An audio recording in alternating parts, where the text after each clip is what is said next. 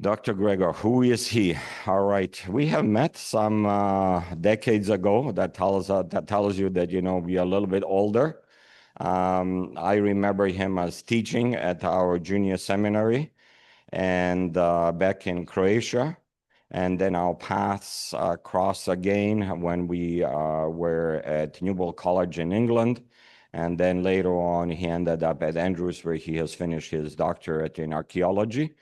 And I think that you're expert as well in the Old Testament. So if you have any questions in regards to some of the words in Hebrew or Aramaic, he might be of help. And I'm sure that you will enjoy the presentation. He is married, and we know Ružica as well fairly well. They were always ready to help in whatever area they could.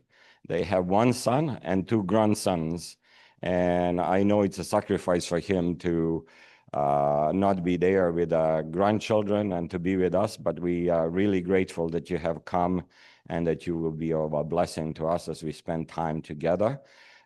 Just looking things from the Bible, from archaeological perspective, and hopefully, through faith, there will be some connection, and we are looking forward to learning more and just expanding our picture as we read the biblical text.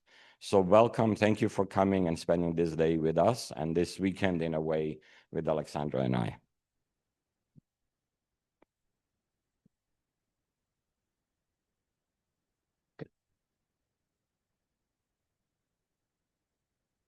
Okay, good morning, everyone.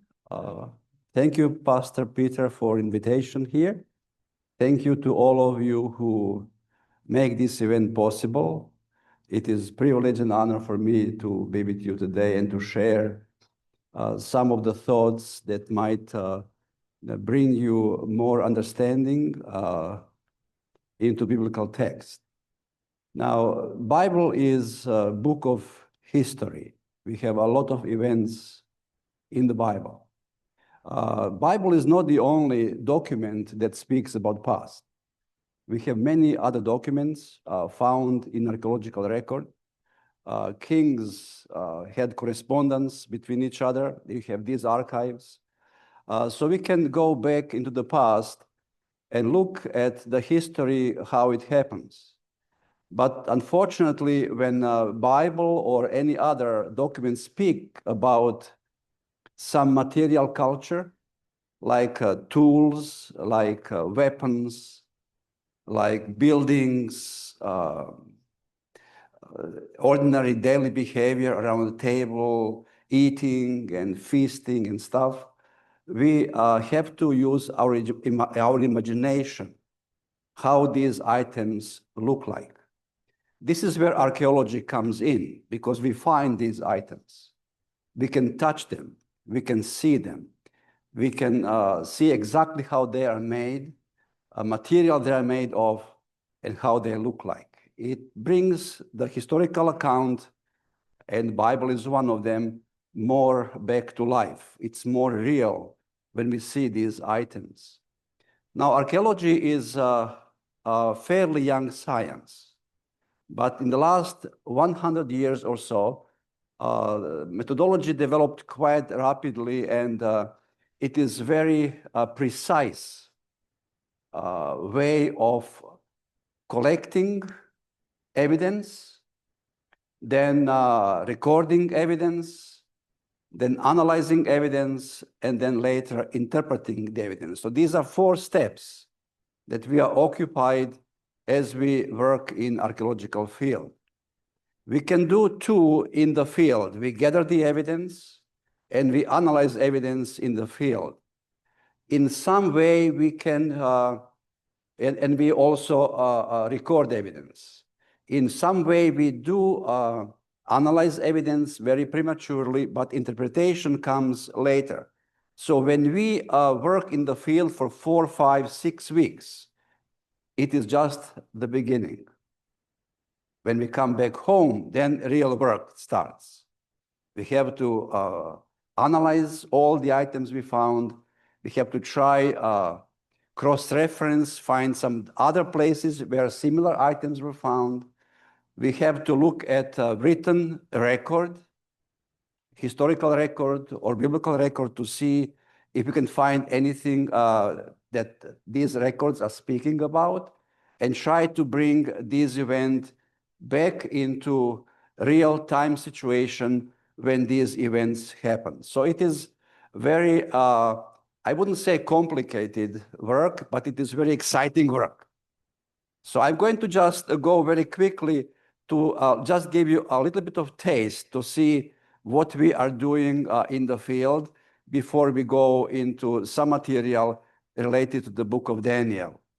So Kirbet Safra here on this, I cannot use this very successfully, is located there. You can see on the map. Well, I pressed some wrong buttons here.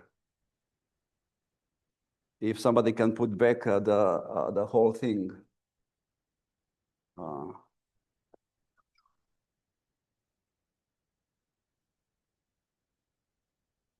Okay, that's perfect. I'll try to press only one at a time. You can see Kirbet Safra is the present location we are excavating now as a team for about 5-6 years now. It is very close to Madaba, and Madaba is a biblical city. It was mentioned in the Bible. You can see very clearly from distance Jerusalem. And when you have a close-up picture, you can see buildings of Jerusalem. We can see Jericho in the Jordan Valley. It is a beautiful place. And Dead Sea is just behind us. So it is very nice scenery that we have around as we work and we excavate. And our work is consisted of several major principles. We have to excavate. Excavate means digging.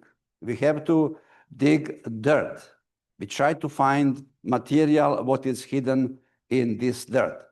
So there are some missing pictures there. No? Well, some did not translate here from my computer. I don't know why and how. I was trying to show what we do in the field. We have to gather all the evidence. Everything has to be sifted. We collect old material, and then we bring back home what we have excavated. And then in the afternoon, we have to wash those broken pieces of pottery.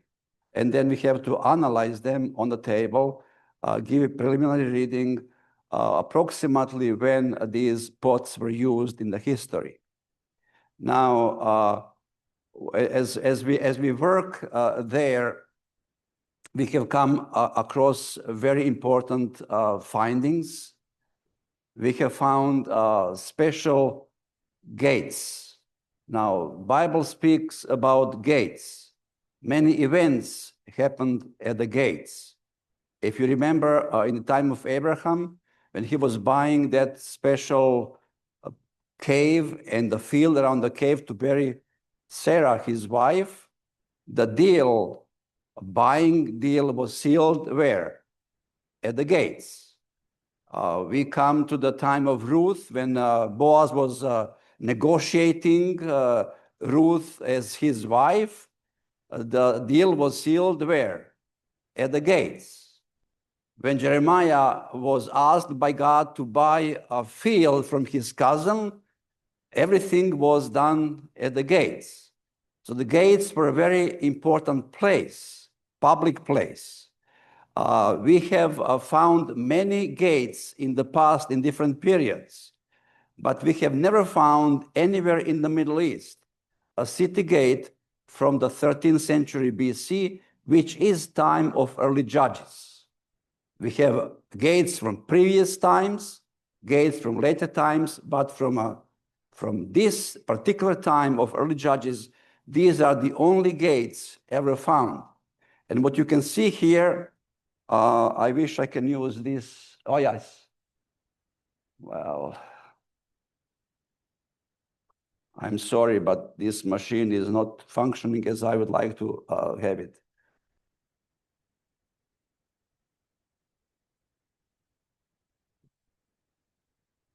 Yeah. Okay. So you have main hall coming at the middle. Don't worry about these lines. These are just representing squares of our excavations. So there's a middle hall down in the line there. And on the side of the wall, you see rows of stones. These are benches. This is where judges sat to deliberate justice. And Prophet Amos is very clear, and he says to the people of Jerusalem, please establish justice at the gate, because this is where the court sessions were conducted. It is most public place, nothing but secret, everything was public, so this is the place. So these gates are very important. The only one found so far, we had one season, our dean, seminary dean, coming for a visit, and he is sitting as a judge on a bench in the city gate system. So he was very glad to see it. We found also spear point, bronze spear point, very difficult to find. It is, you can see, about 20 centimeters big. That was used as a weapon in some time. You can see that the tip of the spear is tilted. So it means that somebody did throw the spear, and spear hit maybe a stone or a wall, and the tip got tilted a little bit. The most important find so far on our little place was a statue representing a young Egyptian sitting on a chair. It is not a representation of God of Egypt, not a representation of a ruler of Egypt, a pharaoh. It simply represents a young man sitting on a chair. It comes from the Middle Kingdom, which is a time when Joseph came to Egypt. Not the time of Judges, but the time when Joseph comes to Egypt. That little statue was kept here in Jordan for many centuries, bringing memory of someone or something in the past. When we presented this statue to a government official in Amman, in Jordan, he could not believe that we found this statue on our site, because this was the first statue of that size ever found in Jordan. So when we brought this to show him what we found, this is his picture. He couldn't believe. He was having his mouth almost partially open, and he was just amazed of these particular findings that we have found in our site. So this is what we do every summer in Jordan. Material culture is being interpreted, and we try to connect excavating materials to biblical history if we can and when we can. So anyways, this is just like a background to tell us a little bit about what we're going to talk here in respect to one particular book in the Bible, which is the book of Daniel. Now, the book of Daniel is a very specific book. It is also called apocalyptic book because it speaks language in symbols. We have a symbol of a statue. We have a symbol of a tree. We have a symbol of different animals in chapter 7, then chapter 8, all symbolic material, but there is a lot of history in the book of Daniel. So we need to try to find if we can justify in archaeological record some of these not so much events, but about certain characters which are mentioned in the book of Daniel, like Daniel, King Belshazzar, King Darius the Mede, Cyrus, and so forth. We're going to look at those. But because before we go there, we have to just address very quickly to see a particular time of Daniel when he lived in Jerusalem in these particular times. It was a time of political turmoil. Assyria was fading away as leading power in the world. It was crumbling rapidly. And then we have new power rising up, which is New Babylon. And then there are some other players like Medians and Egyptians, and there is a new political new world being created at the time when Daniel was still in Jerusalem, still born there. So it was not particularly happy time to be around because future is very uncertain. Nobody knew what is going to happen, when and how. So Assyria is rapidly fading away. We have a new Babylon coming up on the horizon, rising as a strong power. It is true that Babylonians did not do this alone because they created alliance with the Medians. So they too tried to make an effort to put themselves on a map of political history. And then there is Egypt. And of course, Pharaoh of Egypt at the time was Pharaoh Necho. He was trying to find his place. You see, Canaan or Palestine is the crossroad of two civilizations. And one who controls Palestine has upper hand. And if Babylonians control Palestine, then he is not very significant player in this new world order. So he's trying to find his way to get his dominance over Palestine, but to do this, he will have to fight Babylonians. And that didn't work very well for Pharaoh himself because he was defeated twice. First time, he was defeated in 609 BC, and the second time, for the last time, in 605 BC.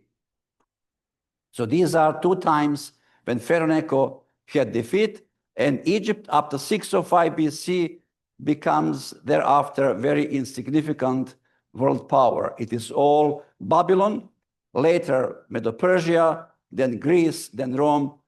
Egypt is there, but not playing important role at all.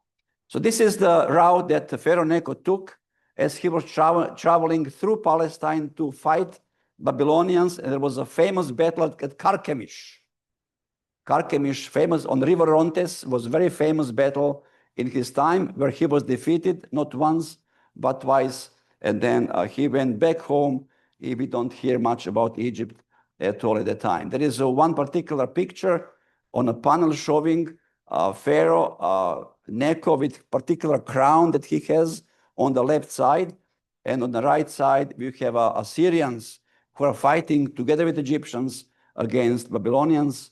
But that didn't bring any fruitful results because they both were defeated. So there is a new era with Babylon starting a little bit earlier than 605 BC. 605 was the final battle when Egyptians were put under control. But rise of Babylon started a little bit earlier with the first king of Babylon, whose name was Nabopolassar. He proclaimed himself a king in 626 BC, and then the kingdom of Babylon ended by a famous king in the book of Daniel called Belshazzar in 539 BC. So you can see that the kingdom of Babylon did not last very long, less than 100 years altogether. I put here Belshazzar in the brackets according to the Bible because there is a problem. Belshazzar is not mentioned in the king list of Babylon. We'll talk about it a little bit later. So there were three deportations from Judea to Babylon. The first one in 605 BC when Daniel was taken. The next one in 597 BC. And the final one, 586 BC, when Jerusalem was finally destroyed and also temple was in ruins. So these are three times then Nebuchadnezzar, king of Babylon, came against Jerusalem, only because kings that he appointed in Jerusalem were rebellious, didn't have to pay tributes, and then he had no choice but to destroy this rebellious nation and take almost everybody by 586 into exile. We have one document in Babylon called Babylonian Chronicles, which will tell us a little bit about these events between 605 BC and especially 597 BC, that we are seeing activities of King Nebuchadnezzar and his father Nabopolassar in those years. I'm going to bring you translation of the document here, so you will see how the text goes and plays all around. The text goes this way. In the first year of the king of Akkad, who is Nabopolassar, he stayed in his own land. Nebuchadnezzar, who is his son, took command of his troops. He conquered all the Hatti country. And Hatti is another word for Palestine. So we have evidence here that in 605 BC, king of Babylon, Nabopolassar, stayed because he was very old. In the same year, he died. And then his son, Nebuchadnezzar, who we do know from the book of Daniel very well, he became new king in the same year, and he went to conquer Palestine and Jerusalem. So this is the year 605 BC, representing what happened at that time. And this is a picture of Babylonian Chronicles. It is located today in British museums, as most things are, unfortunately. You can visit museum. It is free of charge. And if you ever visit London, please go to British Museum. You'll find a lot of material culture there for different parts of the world. Now, the second line reads, in the 7th year, this is about Nebuchadnezzar. In the 7th year, the month of Kislev, the king of Akkad, who is now Nebuchadnezzar, mustered his troops, marched to the Hatti land, and encamped against the city of Judah. And on the 2nd day of the month of Adar, he seized the city. He captured the king, and he appointed there a king of his own choice, received its heavy tribute, and sent them to Babylon. So this is 597, where the text collaborates very nicely with biblical history, because we do know that at that time, this new king who was appointed by King Nebuchadnezzar was the last king of Judah and Jerusalem, called Zedekiah. So he was the last king there that he appointed, and he speaks about Judah, and the city, of course, is Jerusalem. So this is a document outside the biblical account which witness and speaks about the same material, same events as the Bible speaks in the time of Daniel. Now, there are characters which are mentioned in the book of Daniel, which I would like to talk about and spend some time about those. Of course, Daniel is there because this is his book, right? So he is a major player in the book of Daniel. Then we have 3 young men, his friends, whose names were Hananiah, and his name was changed to Shadrach in Babylon, into Babylonian name, then Mishael to Meshach, and Azariah to Abednego. So these are 3 young men who were taken in 605 BC together with Daniel into captivity.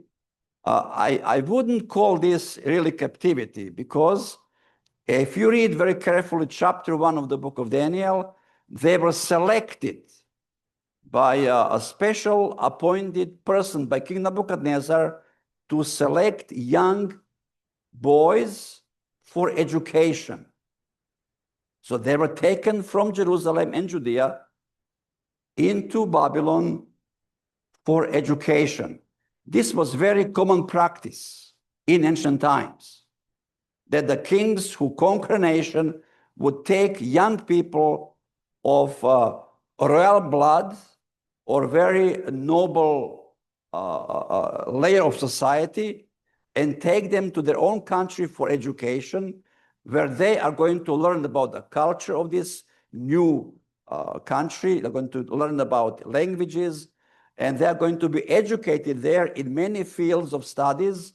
And then they were supposed to be returned back to serve the kingdom in their provinces, to be more obedient toward their masters, because they learn a little bit about education and life in Babylon. That was the main goal. Daniel was not taken in chains or in shackles. They were transported to the best university of that world.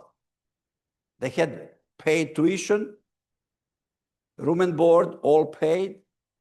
They were fed by kings, from king's table, not just any junk food that you can find in some small restaurants. I don't want to mention any by name. It's not proper. It was the first class food. Tuition paid, lectures paid, everything covered totally. This was supposed to be lasting for 3 years. Daniel, his 3 friends, and other young people taken from Judah were in Babylon for that purpose. And then they changed their names into Babylonian names. Now, this was done on purpose because Babylonians wanted them to get rid of everything from the past. You don't worry who you are. You are now here. Don't worry about your ethnic identity. You are now Babylonians. You are having new names, and you are going to go by these names. So forget about religion, forget about ethnicity.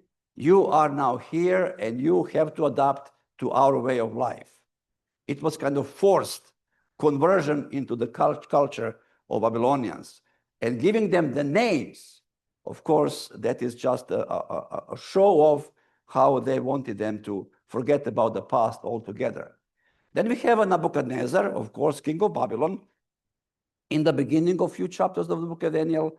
And then we have also Belshazzar, who was the last king of Babylon. And we remember chapter 5 very nicely about that feast and about the writings on the wall and the end of Belshazzar as well. And then also we have new players at the end of the book of Daniel, which is Darius the Mede, who is the new king of Medo-Persia. And we have Cyrus also mentioned in the book of Daniel as well. So these are the characters by name mentions there that we need to address here and to see if we can find any archaeological record about their existence in Babylon at that particular time. Unfortunately, I have to say immediately, we have nothing about Daniel. There is no record found with his name, either Babylonian name, because he got his name of Babylon too. It was Belteshazzar, but he was never called that name in the book of, in his book. It was always mostly Daniel. We don't have any record found anywhere about Daniel's existence in Babylon, unfortunately. We might find something later because discoveries of all these libraries and tablets, in them all these accounts and all these records are not translated completely yet. There is hundreds and thousands of them. So maybe later will come up something that reflects on Daniel. And we are going to see about the rest. The first one I would like to talk about is Nebuchadnezzar and his last descendants on the throne, who is Belshazzar. Now, Nebuchadnezzar was a very famous king. In Babylon, we have many records about Nebuchadnezzar. There are historians writing about Nebuchadnezzar. His existence is well accepted, and nobody doubts that he ever existed. So we have solid evidence about his achievements, about his character, about his goals, his wars, victories and defeats. We know much about him. But here are some samples to show you what we have found in archaeological record in respect to King Nebuchadnezzar. His name was found on many bricks. Now, Babylon is located in the middle of Mesopotamia, which is a flat country. Not much stones available for building. All the stones they could have for building has to be transported from faraway mountains, and they used mainly those for foundations of buildings. The rest of the structure of a building will have to be made out of bricks. So he was known as a king who beautified and strengthened Babylon as a city. We're going to see some evidence of that. So to complete his building activities, he had to have make many, many bricks. And many of them are stamped by his name. So we have no doubt that he existed as a king, and he was the major constructor or builder of his city of Babylon. Here is one of these bricks found in, of course, in British Museum. And you can see in the middle of the brick, there is a imprint of his seal with his name on it. So he was one of the most famous kings of Babylon, rebuilt the city, he fortified the city of Babylon, and he made the city beautiful. And we'll see some of the beauty a little bit later. Now, Babylon was not a small, little, itsy-bitsy town, like Jerusalem, for example. We expect that Jerusalem of time of David was a big city like Toronto or, I don't know, Chicago. It occupied area of maybe 2 football fields all together. That was Jerusalem. I don't know, maybe I would say maybe 10 hectares if we are pushing it a little bit, stretching it. But Babylon was spread over 700 hectares. Now, if you understand a little bit about area, how much 1 hectare covers, 1 hectare covers area 100 meters by 100 meters. You put 700 of these squares, 100 by 100 meters, you have a size of Babylon. It was huge. It was the biggest city in ancient world. Next to it was Nineveh, which was a little bit smaller, but nobody ever exceeds the size of Babylon. So big, so huge. There was a river, Euphrates, running through the middle of the town.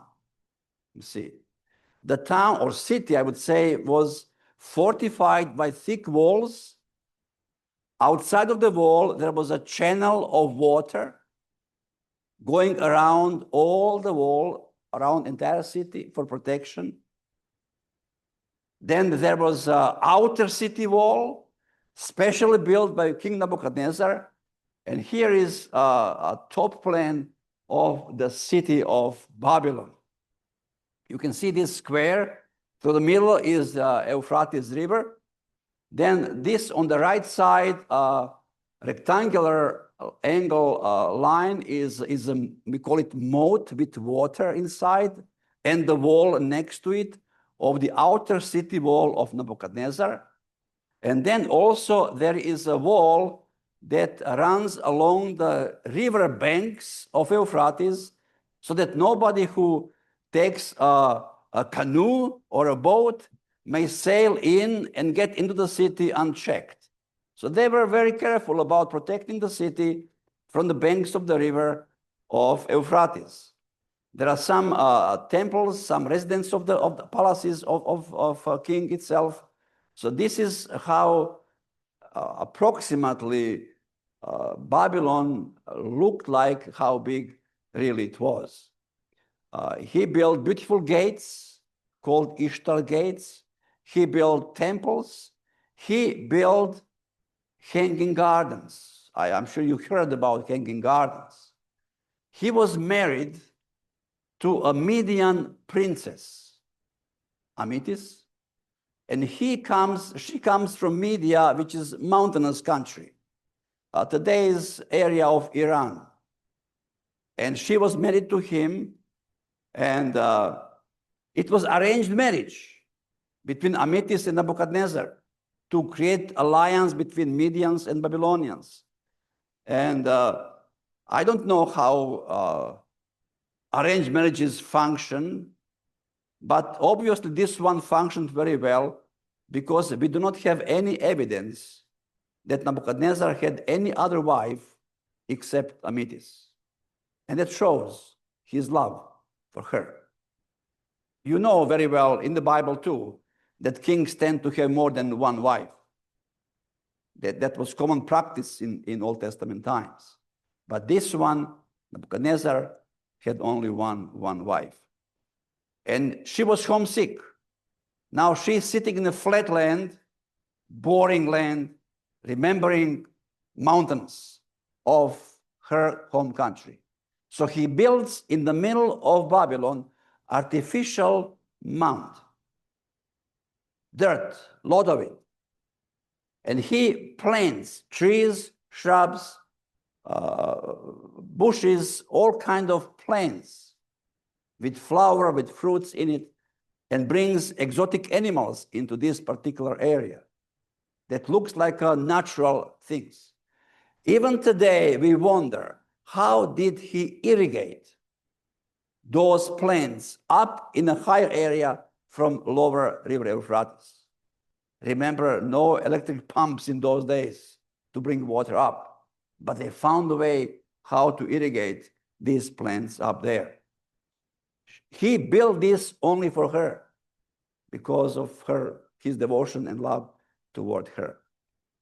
Many temples he built, many streets, coronation streets, where he paraded his troops after victories.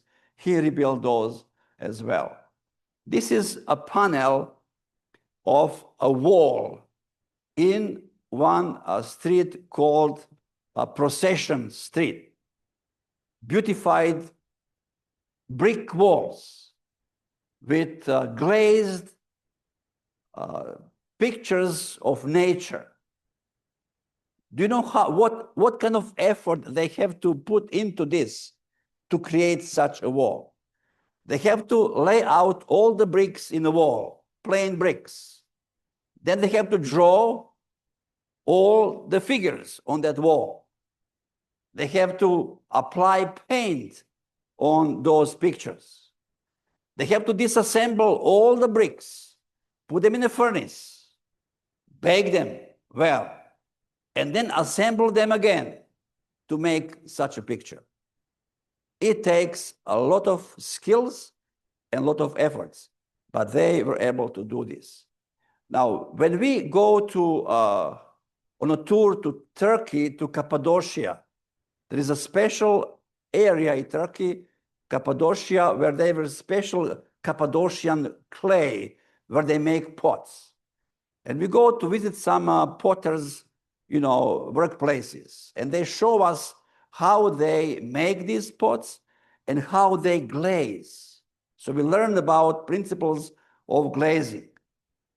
So let me show you a plate, a plain plate, white clay. They draw all kinds of geometrical features and pictures, first with black ink, actually first with the pencil, and then apply black ink.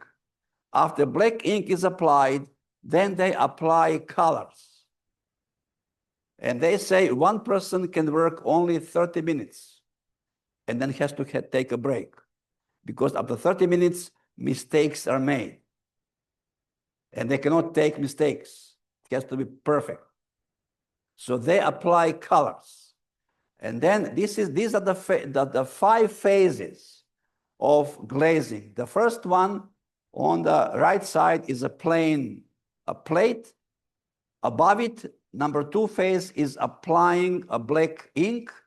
Number 3 is applying colors.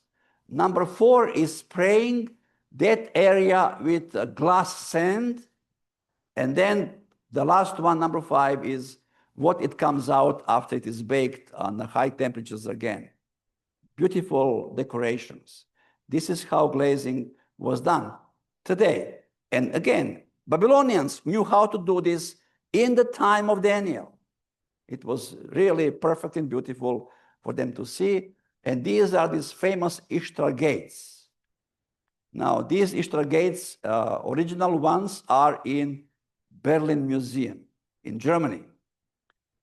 When Babylon was excavated, Germans were excavating there, and the Ottoman Empire controlled Middle East, and they led Germans to take Ishtar gates to Berlin Museum and assemble again the bricks to recreate the gates. And these are beautiful pictures with these gates. Now, we come to one very touchy area. Bible tells us that Belshazzar was the last king. Remember that chapter 5, he was the last one, the feast and writings on the wall, all these kind of things. And that night he was slain. He is listed in the book of Daniel as the last king. But when we look at the Babylonian king list, Belshazzar is nowhere to be found. The last king was Nabonidus, not Belshazzar. And that created a problem for all those who believe in the biblical account that it is historical.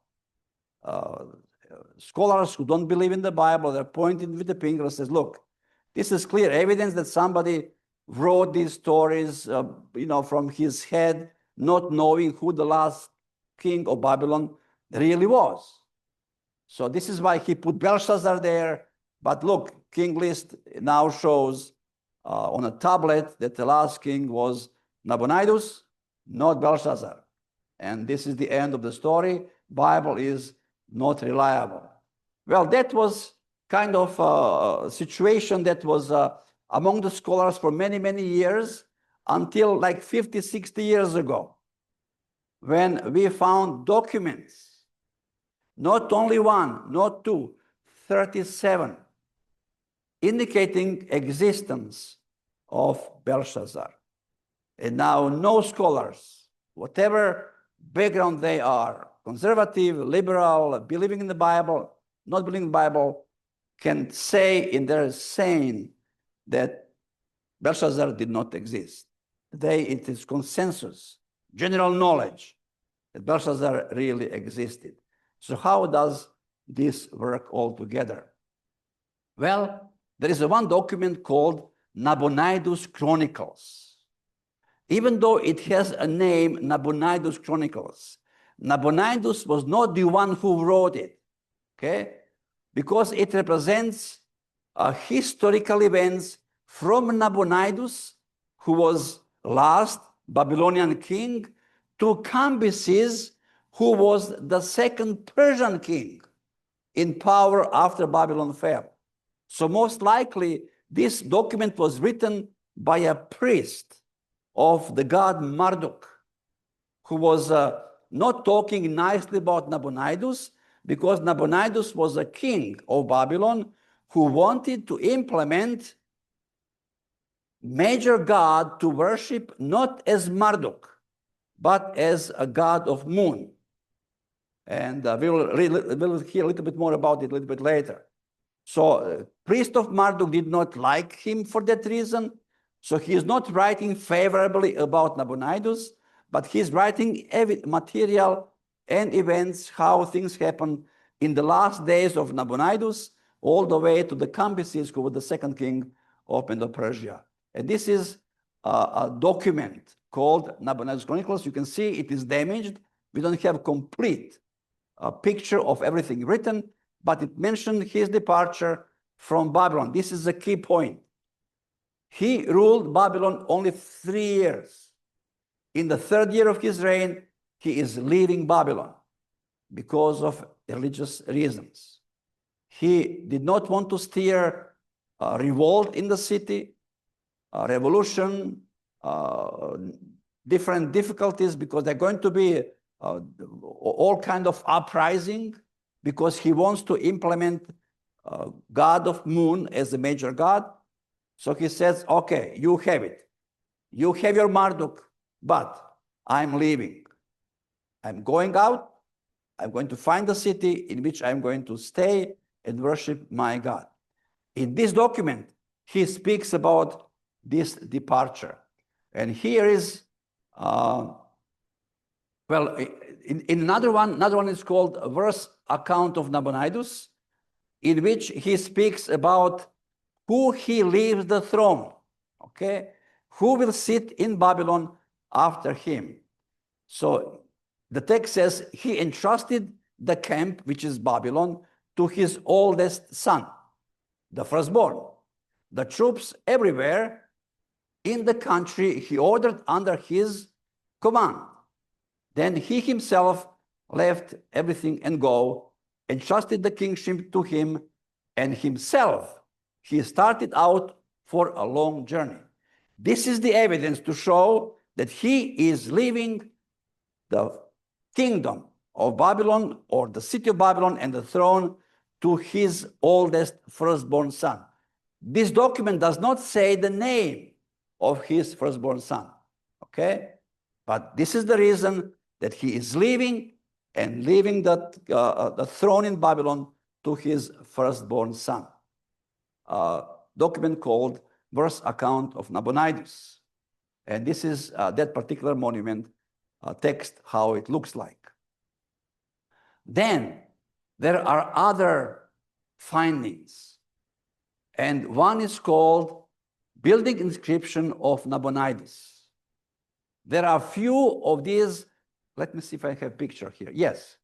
It is cylindrically shaped documents which he used to bury them under the temple foundations. Similarly today, we call these time capsules. People who build a big building structure, they put some material from that time, maybe a clip of a newspaper, maybe some toys, or I don't know, wrappings or whatever, and they bury it in a capsule on the foundations of the building. Later, when it is found, maybe 100, 200 years later, they see exactly these items, how they look like. One was a few days found in South Bend, near Berrien Springs, where I live. It is the building that was built 120 years ago. They found a time capsule, and they're now displaying in the museum these items which were placed there. Similarly, in ancient Babylon, they would put these cylindric inscriptions at the foundations of temples and buildings. Several of these were found, and they contained prayer of Nabonidus on behalf of his oldest son. And now we have a name of his firstborn son. This is Belshazzar, which is biblical Belshazzar. So here is the text. On the left side, you see Akkadian cuneiform text, transliteration, and then you have on the right side translation of these few lines. It says, Belshazzar, the son firstborn, the offspring of my heart or body. So now we know who he left Babylon after his departure. To his firstborn son, and his firstborn son's name was Belshazzar, exactly as the Bible speaks about. And of course, for Daniel, who is in the city of Babylon, the king of Babylon is one who sits on the throne, and that is Belshazzar. So this is why we have no doubt anymore that Belshazzar is any longer mythical figure. It is historical. It was there. It was found. There is no doubt about this. And this is all thanks to archaeological excavations and record. So these two names of the kings of Babylon, we have evidence for that they existed. They were there exactly as the book of Daniel explains. Now we have two other names now coming up. We have names of Daniel's friends, 3 friends, and we have names of Darius the Mede and name of Cyrus. But I think we should have a break now to a little bit around, and we come back in a few minutes and we'll do those other names which we are going to talk about today.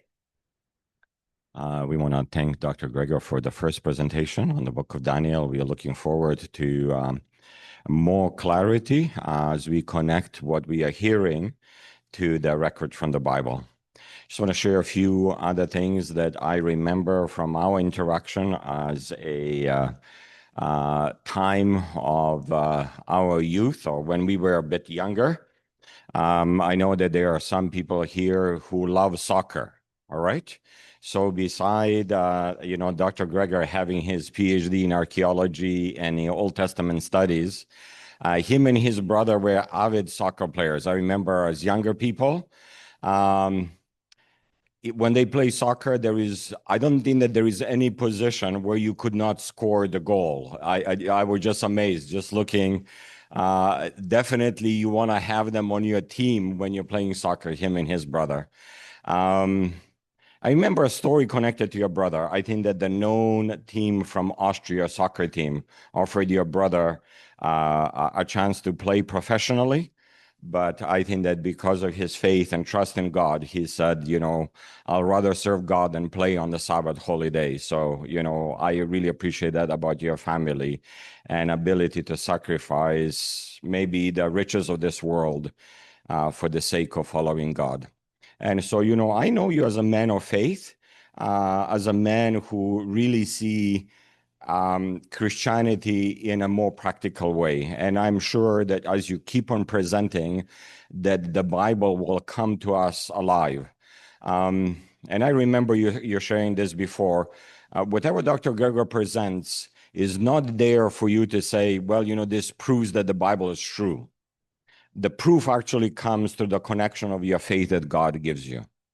And so we pray as we continue that your faith in God will increase and a faith in the biblical record that you're reading would increase, and that faith will connect to what you're hearing Dr. Gregor presents and what you're reading. And we just trust that your record will of what you're hearing will just boost your faith and strengthen your faith, and that you will, in a practical way, trust God in everyday life.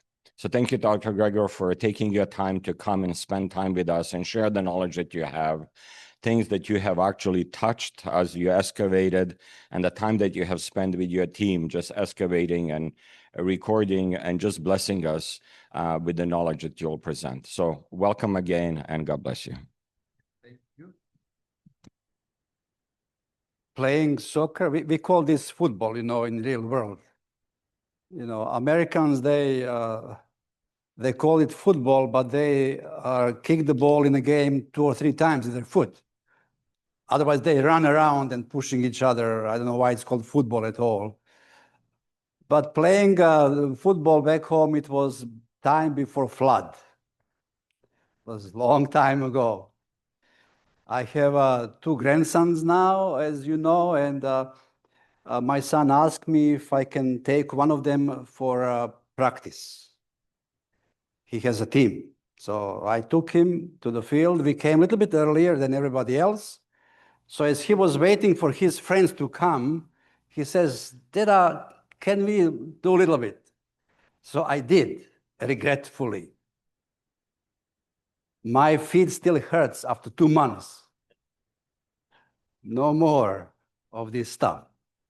Now, do you remember a story about 10 young girls waiting for a groom in the Bible? 5 were labeled as wise and 5 were foolish. Now, those foolish ones are labeled as foolish because they did not have reserved oil, right? As a little kid, as I heard this story, I always wondered, why did they need reserve oil? Because we had a stable near our house, and in the early morning when my mother went to milk the cow, we didn't have electricity there, so she took a special lamp. There is a container, glass container in the bottom with about 1 liter of petroleum, and there is a wick, and there is this glass magnifier that the flame is going to be magnified to produce light. Now that container could last for a week, not 1 day, but for a week to burn. And I said, why do they need the reserve oil when, 1 lamp can last for so many days? But you see, the problem is in 2 ways. The problem is that these girls had to know that the groom is most likely, like 99.5%, is going to be late. Why? Well, you see, we work in the Middle East.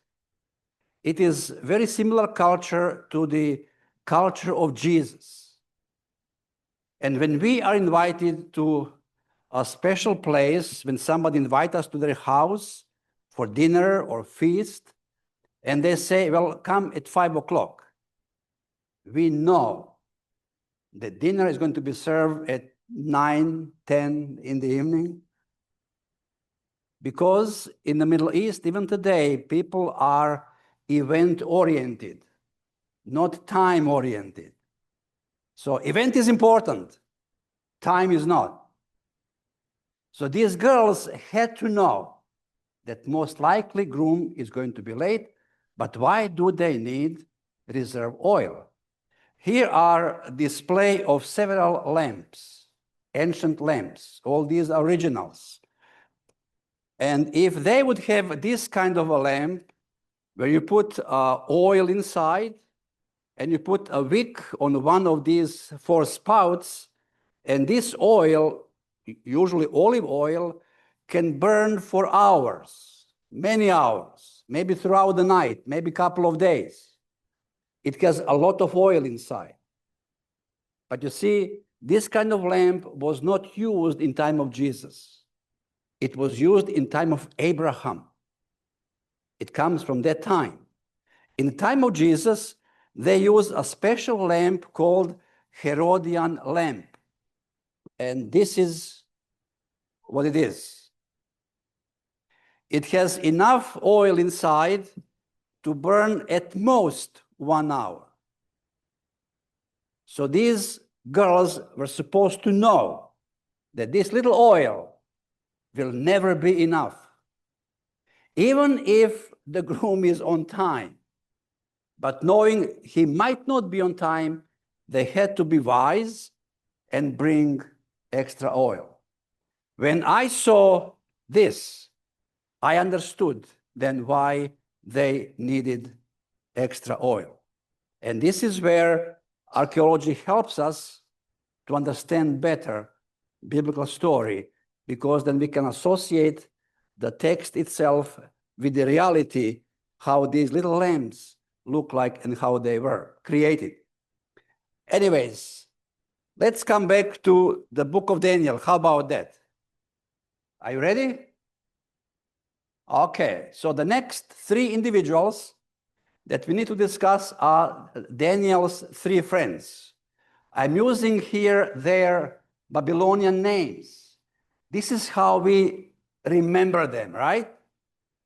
If you go to your Sabbath school toward the children and ask them who was Azariah, Mishael, and so on, they would have no idea. But ask them who was Shadrach, Meshach, and Abednego, then they know who they were. They immediately remember the story about the furnace, right? So we remember them better by their Babylonian names for some reason. I don't know why, but that's how it is. Daniel, we do not remember by his Babylonian name. We remember him by his Hebrew name. All right, do we have any evidence in the record of Babylonian archives anywhere about the presence of these 3 individuals in Babylon? Well, let's go one step at a time.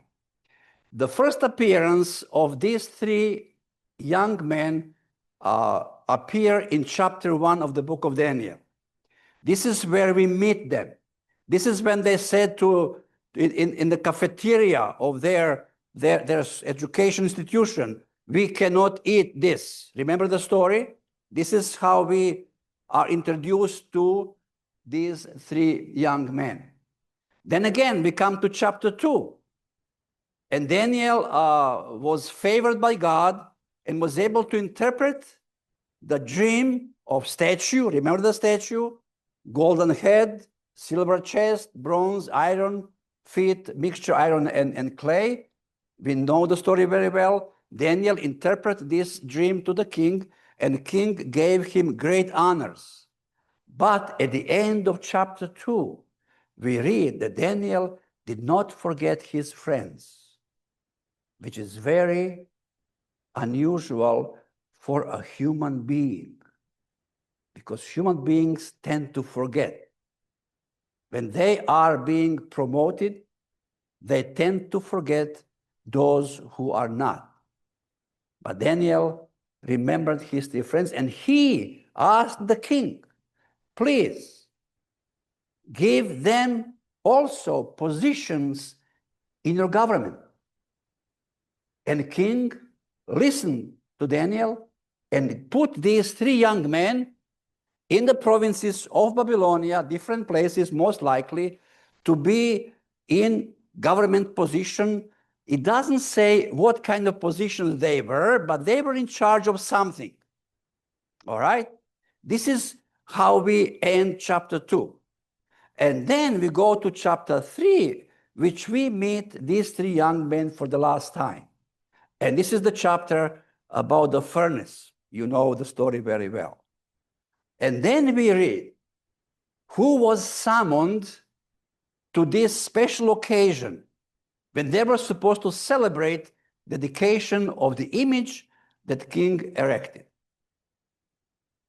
And if you read carefully in the beginning of the book of Daniel, I would like to use this opportunity, and just because we have misconception that king required entire population of Babylon to come. Every single person was required to come to this plain and to celebrate the dedication of this image. But it is not so, because we sometimes don't read Bible very carefully. Right in the beginning, it says, chapter 3, verse 2, then the king Nebuchadnezzar sent to assemble who? The satraps, the prefects, and the governors, and the counselors, and the treasurers, the justices, the magistrates, and all the officials of the provinces to come to the dedication of the image which King Nebuchadnezzar had set up. Not every single person was required to come into this place. Only those who worked in his government, all these officials, were required to come and to bow down before the image when the instruments sound and start to play. That's the story. So we have to make sure that we understand properly what is going on here. Only those who are working for the king were required to come. Now, do we have any evidence of such occasion in real history, in the records of the Babylonian archives? Well, yes, we do. So Dan's request, Daniel 2, we have read about this already. List of invitees for special occasions, Daniel 3, number 2. And we have to look for special occasion. Now, Bible does not indicate every single aspect of life of Nebuchadnezzar. We know a little bit about him. We know he was a very nasty king. He had a hot temper. He can explode quickly. And in those days, when you make a king angry, heads are flying around everywhere. So it's not much about the system that there is investigation, there is, I don't know what else. If you do something wrong, you are done. There is no second chance. Okay, this is to be alive or to be dead.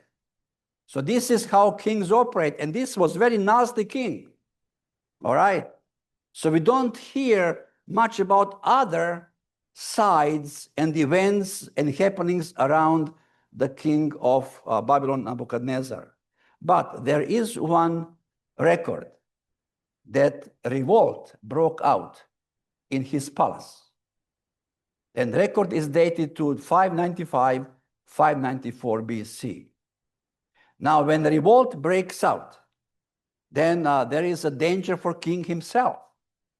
And the revolt was so big, great, that the text says the king had to take his sword in his chamber, in his hand, to defend his life, which he succeeded. And when the revolt happens, of course, all actors are executed immediately, without trial, without anything. But the king is wise, and he knows every time revolt breaks out, there are players who are playing from shadows, those who are advising, pushing other people to go up front, and they are staying hidden behind. Nobody knows about them. Every time, every king would know this. So in this particular case, the tablet speaks about after revolt was quenched down, then the king requested a pledge of new allegiance and obedience to him. By who? By his officials, by the people who work for him. They had to promise once again that they are going to be loyal. And this is why king got very angry when he found out that 3 of his officials refused to bow down. That indicates that they too might have been involved in this rebellion, and his anger burned so much that he ordered that this furnace is heated 7 times more. Well, really, nobody measured with a thermostat to measure the temperature. It was burning much, much hotter than usual. Okay. But the question is here, why would king give a second chance to these 3 young men? Kings don't do this. You disobey once, you are done. But he asked them, are you willing? Are you willing to bow down when these instruments play again? Are you willing? Almost saying, please, do this. The scholars agree, most likely he recognized them from the previous chapter, that these are friends of Daniel. And this is a possible reason why he gives them the second chance, which usually kings don't do. But in any ways, they refused, and we know how the story ends. Now, this revolt happened in 595, 594 BC, and we have 50 names on the list of the officials who were required to come down and to pledge disobedience to the king Nebuchadnezzar. In this tablet, image was not mentioned. But when you have a great group of people who needs to show obedience, it was a practice that sometimes king would put up image of God, his God, or his own image, so they would bow down all together in front of that image. That is a possible practice. Tablet doesn't say this. So it is most likely that these chapter 3 events were in relationship to this revolt when the king asked his officials to bow down. A list of 50 names were found. And guess what? Do we find names of our 3 friends? Yes, we do. They are on the list. Now, you can read more about this in this article written by William Share, Extra Biblical Text and the Convocation of the Plain of Dura. It is AUSS, meaning Andrews University Seminary Studies, volume 20, pages 29 to 52. If you want to check out this article and a lot what was written about this, it is all there. So they are on the list. It is true that this Akkadian text and script has slightly different 1 or 2 letters in their names. But majority of the name as we read is very close to what we read in biblical text about the names of these 3 young individuals. Now, we do have evidence, as the Bible says, that the head of the provinces or governors are supposed to come to this occasion in the land. That means that all the vassal kings who are under the rulership of Nebuchadnezzar, they have to appear in Babylon also. In that time, Zedekiah was the king in Jerusalem.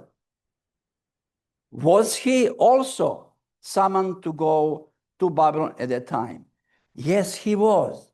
And Bible speak about this. Jeremiah 51:59 indicates clearly that in his 4th year of reign, Zedekiah was summoned to come to Babylon. The text in Jeremiah doesn't say why, but you don't summon a king from one country to another for a wedding or a festival or a feast. It is a serious matter.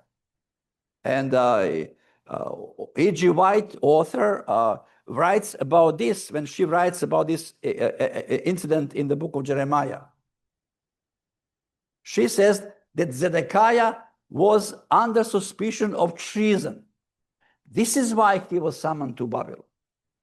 And the following sentence says, he was asked to renew his oath of allegiance to Nebuchadnezzar. Prophets and Kings, page 447. So, where was Zedekiah? In the plain of Dura? Was he standing with 3 young men? No, he was not. His face was down in the ground as everybody else. But here we have evidence of existence of 3 young men there too. Now, they were thrown into furnace. Furnaces were everywhere around Babylon because king needed to bake millions of bricks for his building purposes. So he did not build a furnace for this occasion. It was already there. It was already burning, baking bricks. But when these 3 disobeyed again, the fire was magnified and they were thrown in, as the Bible explains. Unfortunately, there is no archaeological record about how these furnaces look like. Because usually after they went out of use, they were just crumbled and ruined. And after many, many, many years, they just disappeared from the face of the earth. So there was nothing left for us to see how they look like. But we can imagine that there has to be 2 chambers.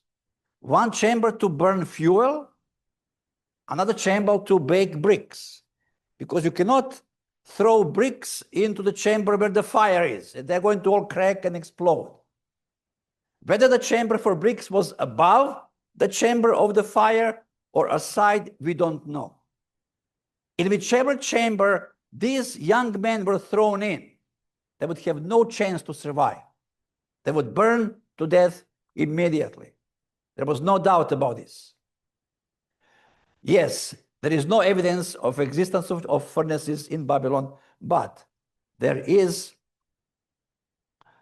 a place called Tululdura, very near Babylon, city of Babylon.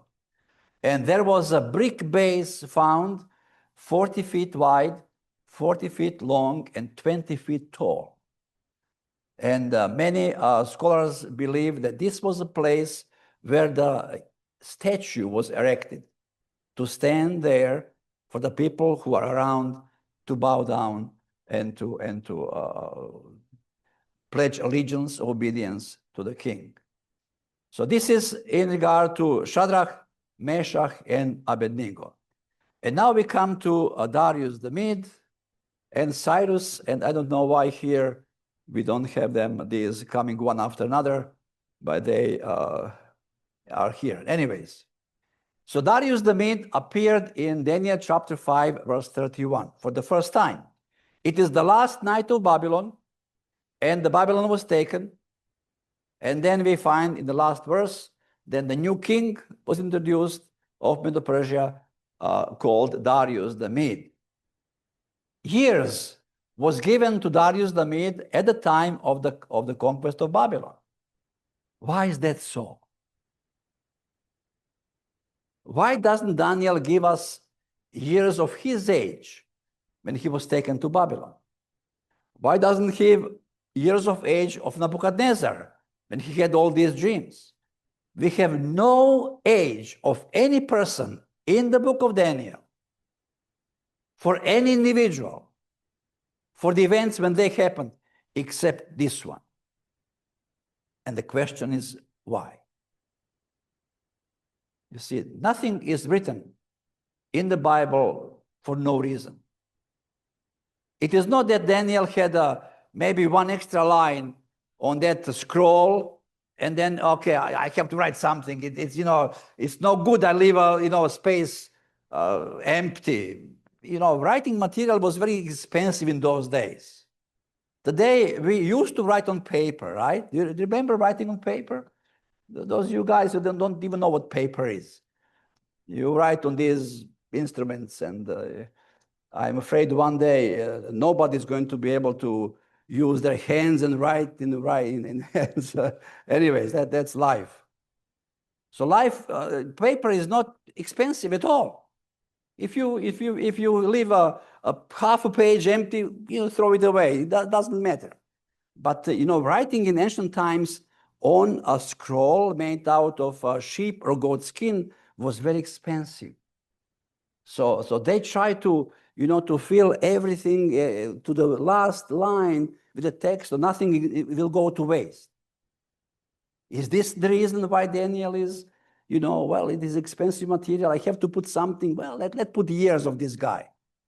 No, there is a reason, and I'll tell you later what the reason is.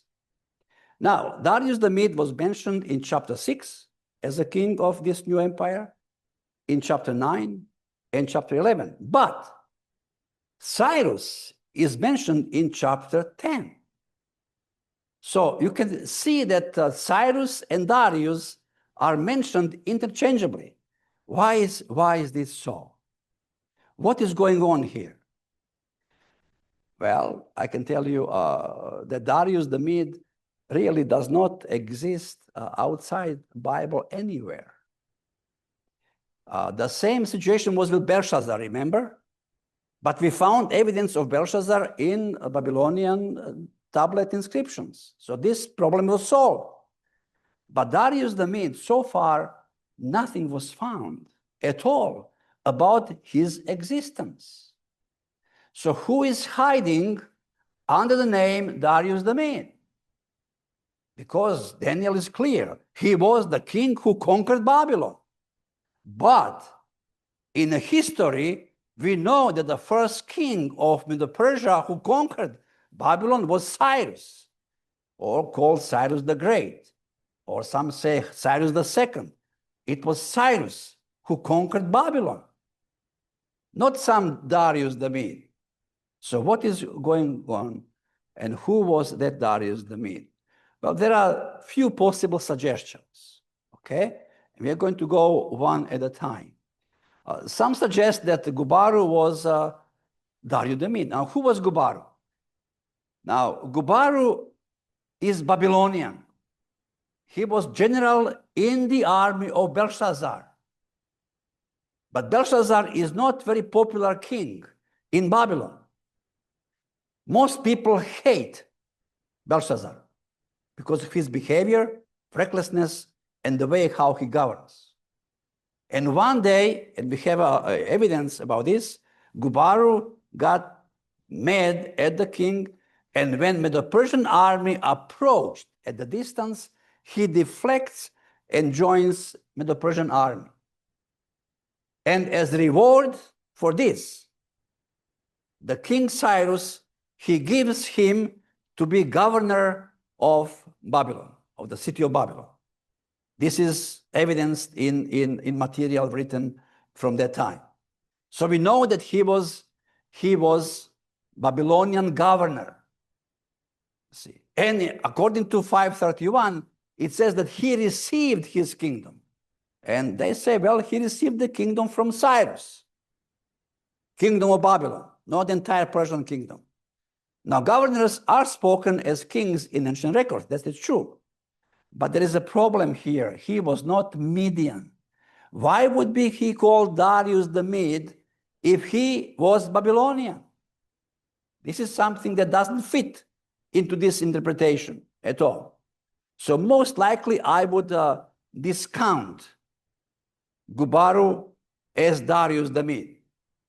There is another possibility, and that one is that Darius the Mede is Cambyses, who is the son of Cyrus.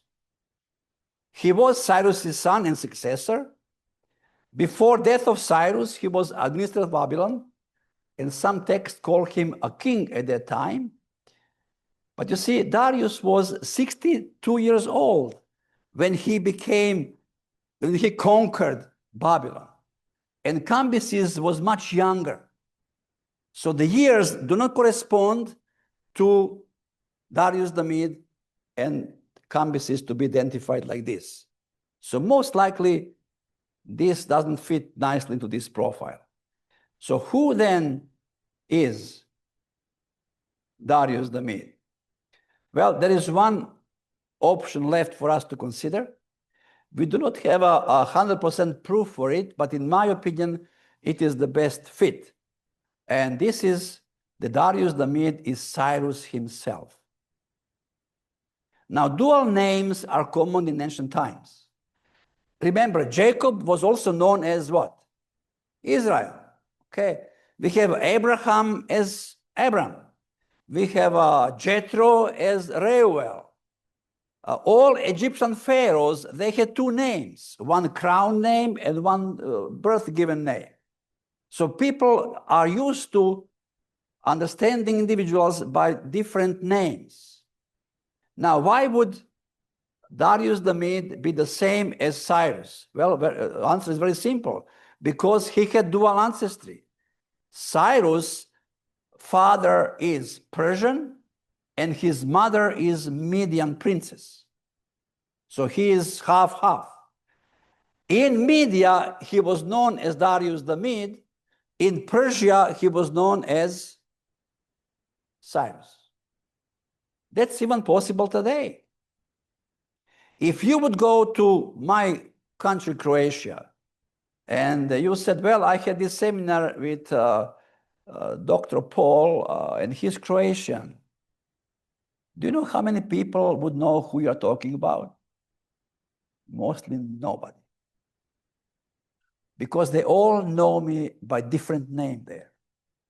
But if here somebody tell you that Dr. such and such is going to come to have a seminar and give you my Croatian name, you'll have no clue who that person was. So this is a very practical, illustration that one person may be known in one region by one name and one by different name. But why would Daniel use both Darius the Mede in some texts and Cyrus in other texts? To tell us that we are talking about the same person. The years of Darius the Mede are given for a purpose, because Cyrus was 62 years old when he conquered Babylon. So he is using both names, and he follows the prophecies in Isaiah and Jeremiah, and prophecies there say that Medians are going to take over Babylon, to show the world that prophecy is fulfilled, that prophecy is true and reliable. He is using Median name for the king Cyrus, indicating this was Darius the Mede. So this is where I think, at least, if we find some documents later and I am proven wrong, I'll accept my guilt and ask in ashes for forgiveness. But before we find anything else, to my knowledge, this is the best fit so far that we know about Darius the Mede. Daniel was a faithful God's servant. He was a person of great integrity, not only being concerned about his friends, but he was concerned also about those who are not only his, not friends, I would call them, but they were also enemies of his God.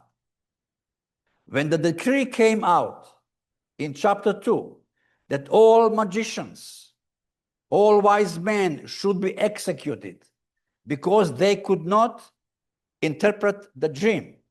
Remember the story? And who were the wise men? There were 4 categories of wise men. Magicians, okay, those enchanters, sorcerers, and astrologers. These are 4 categories employed by Nebuchadnezzar into his service to help him interpret the dreams and other things. And none of them is worshiping God. This was a perfect opportunity for Daniel to get rid of these guys. They are no good anyway. They are enemy of God. But Daniel is Daniel. And he said to the king, please do not execute anyone. Anyone. And these are not his friends. These are not his friends. And he is praying and interfering on their behalf. This is who Daniel was, caring about every single individual that he comes across. This was his character. This was his love for humanity. And this is why he was a beloved man by God.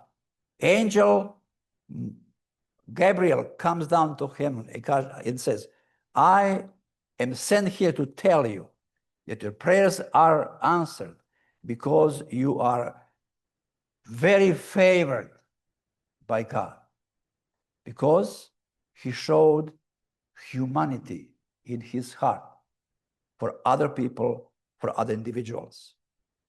We come at the end of the book of Daniel King, and Daniel, you might think that lived long enough to earn some trust and respect that he would not be persecuted any longer. But in chapter 6, he was almost 80 years old, and he is persecuted for the last time again. Devil did not give up on Daniel. Devil does not give up on us either. If we have no problem, it is just a quiet before the storm, before the hurricane. But Daniel showed a character again, trusting God, believing in God all the way to the end. And when he was thrown into the lion's den, which he peacefully accepted the fate, did not resist, did not find excuses, he was there. But these lions were hiding in the corners of that cave, of the den, like little kittens, because they were afraid to come even close to Daniel, because there was another lion standing next to Daniel, Lion of Judah, in the book of Revelation. So this was a great testimony for the life of Daniel toward the end. And finally, God says in chapter 12 to Daniel, now Daniel, you need to rest. You stood for me all your life, but now time comes for you to rest. But you will stand up again. You'll get up again. And then you'll stand in front of me with all those who were standing for me throughout the entire history of this human race. And you will be celebrating liberation, beginning of eternal life, together with all those who were standing for me as you did in your life. And I would like to finish with this today. Archaeology is a great tool to help us come closer to God, to help us understand that the book, Bible, is a reliable historical document. It does not speak about events that did not happen, people who did not exist. It is reliable. It is trustworthy. It is faithful to the truth as the God Almighty is in our lives.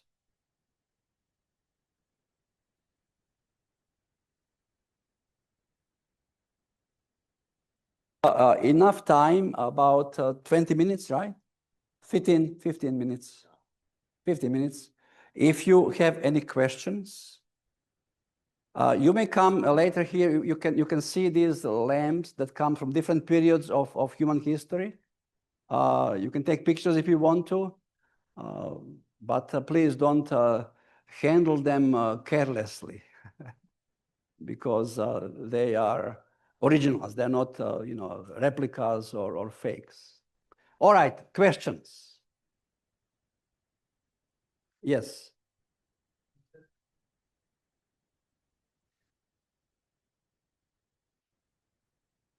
Is there anybody that could be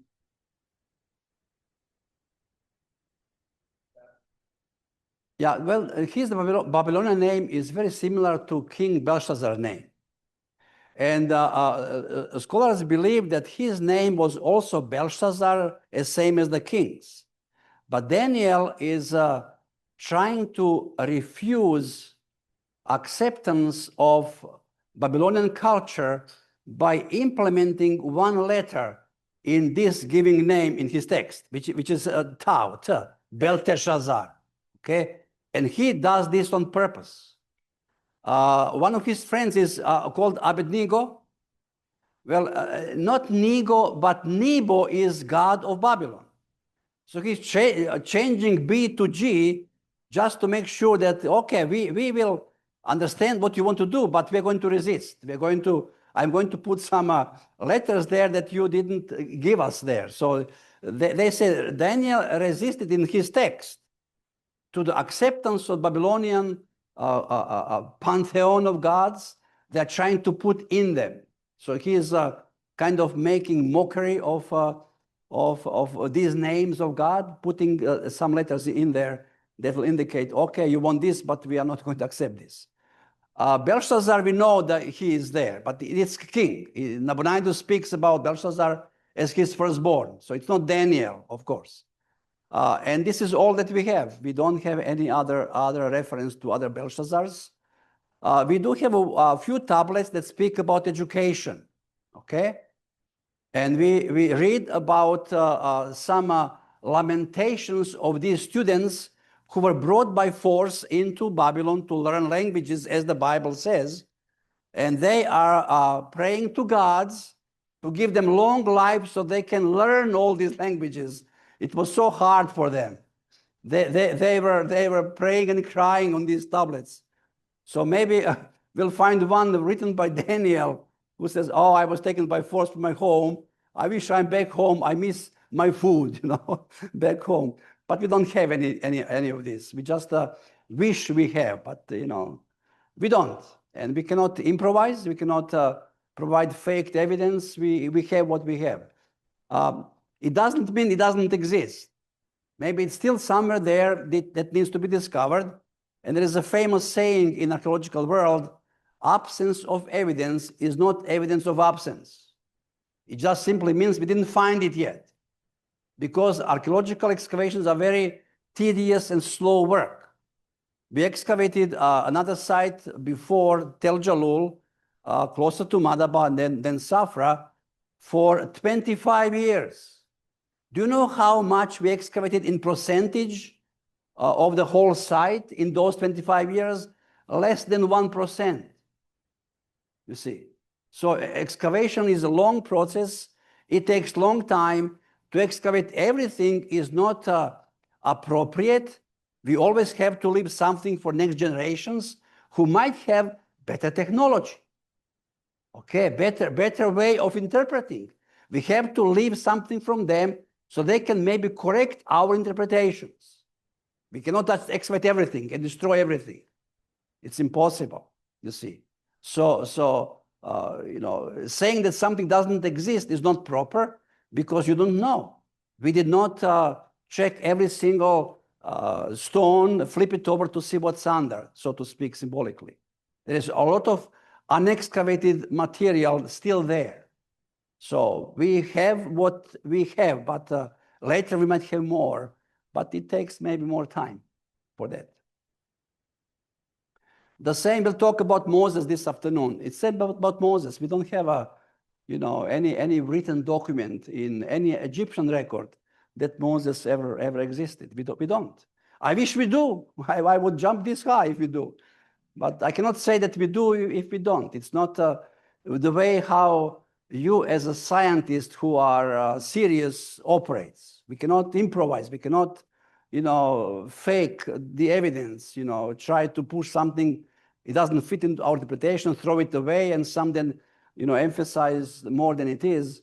We have to show a serious research because we are working with secular governments or different faith governments.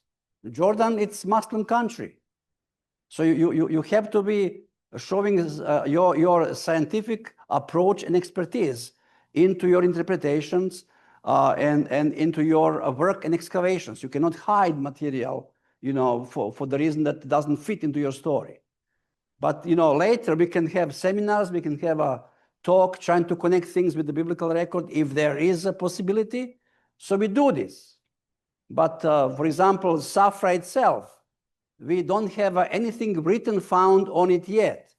We find material telling us when the city was established, when it was destroyed first time, then reestablished again, and then finally went out of use, and nobody ever lived on that site since that time.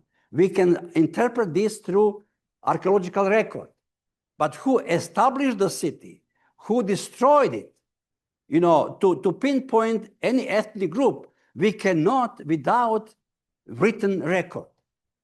So far, we found only one Egyptian seal, written seal with hieroglyphic letters, with the name of a person.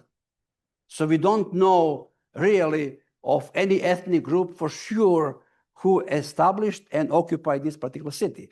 We have to be fair. We can assume who that was, okay? But I cannot say this publicly, you see, because, things go out and they are misinterpreted, and then I have problems when I go there and try to find another permit for dig, for excavation, you see. So we have to be wise because we live in the real world. But, so far, I can say for certain we don't have any evidence to say who lived there. We don't. If we find some inscription on a stone, on a tablet, on whatever, then we can talk about it. But before that, it is all just assumptions, best to say, even speculations. And we don't want to go into the scientific world with that. Yes? Why theological discoveries always buried underground, or even in Rome, which have been continuously inhabited, like Yes. Yes. Well, these settlement layers did not sink into the ground. They were buried, that is true, but did not sink. So let me tell you a little bit how the first settlement is established, okay? The people come to land and they say, okay, we need to have a city, let's find the location. So they are looking for 3 conditions that location has to have to support city life. The first location is defendability. You have to have a location on higher ground that can be easily defended, okay? It has to have a close access to water, maybe river, maybe stream, maybe a spring or a water hole. It has to have a permanent access to water. And then it has to have enough arable land around to support agriculture and livestock. These 3 conditions are crucial. They say they find such a place, and they build the walls on, we call this virgin ground, okay? Nothing was before under, just soil. Nobody lived there, no artifacts, nothing. They built first settlement. After some years, enemy comes and they knock down the city. And all these buildings are knocked down, okay? Buried in the gravel, all the objects in the kitchen walls, all the pots and pans and, plates and bowls and whatever they use for cooking, it's thrown on the floor and covered by debris of ceilings, burned beams and stuff under it. After some times, people come back there They don't have bulldozers to remove all the stuff away and start again from the beginning. So what they do, they collect only what they see, rocks they can use again. They level the ground, and upon all these remains of old ones, they build new city. And this is now city going to be more elevated than the previous one, because there is maybe 1 or 2 meters debris from the previous establishment. And this is, every time city is built, it grows. And at the end, you have these mounds, archaeological mounds, that we excavate, and then you go from top, you find the youngest settlement, okay, the latest one. As you go down, logically, you go to the older material. So this is how the stuff is buried. It is not thrown into the big pit and buried. Not even it sunk into the ground by some earthquake or whatever. It grew as the settlement progressed. And we have some cities that were resettled for 2,000 years. You know, Megiddo, it has 30 settlements, one upon each other. It is a huge mound. You need to really make an effort to go up there, you see. Jerusalem, it is even settled today. So how do we excavate Jerusalem? We cannot, because we cannot go in somebody's backyard and dig a hole to see what's under there. But when people dig foundations for their structures, whatever, they come upon these ruins. And then they find whatever they can and sell it on the black market, which is, again, illegal. Yeah, in most countries, you cannot buy anything of antiquities legally, except in Israel. You can buy in Israel into registered souvenir store antiquities, which they have a certificate for, and they can ship this to your home address in Canada or wherever you live.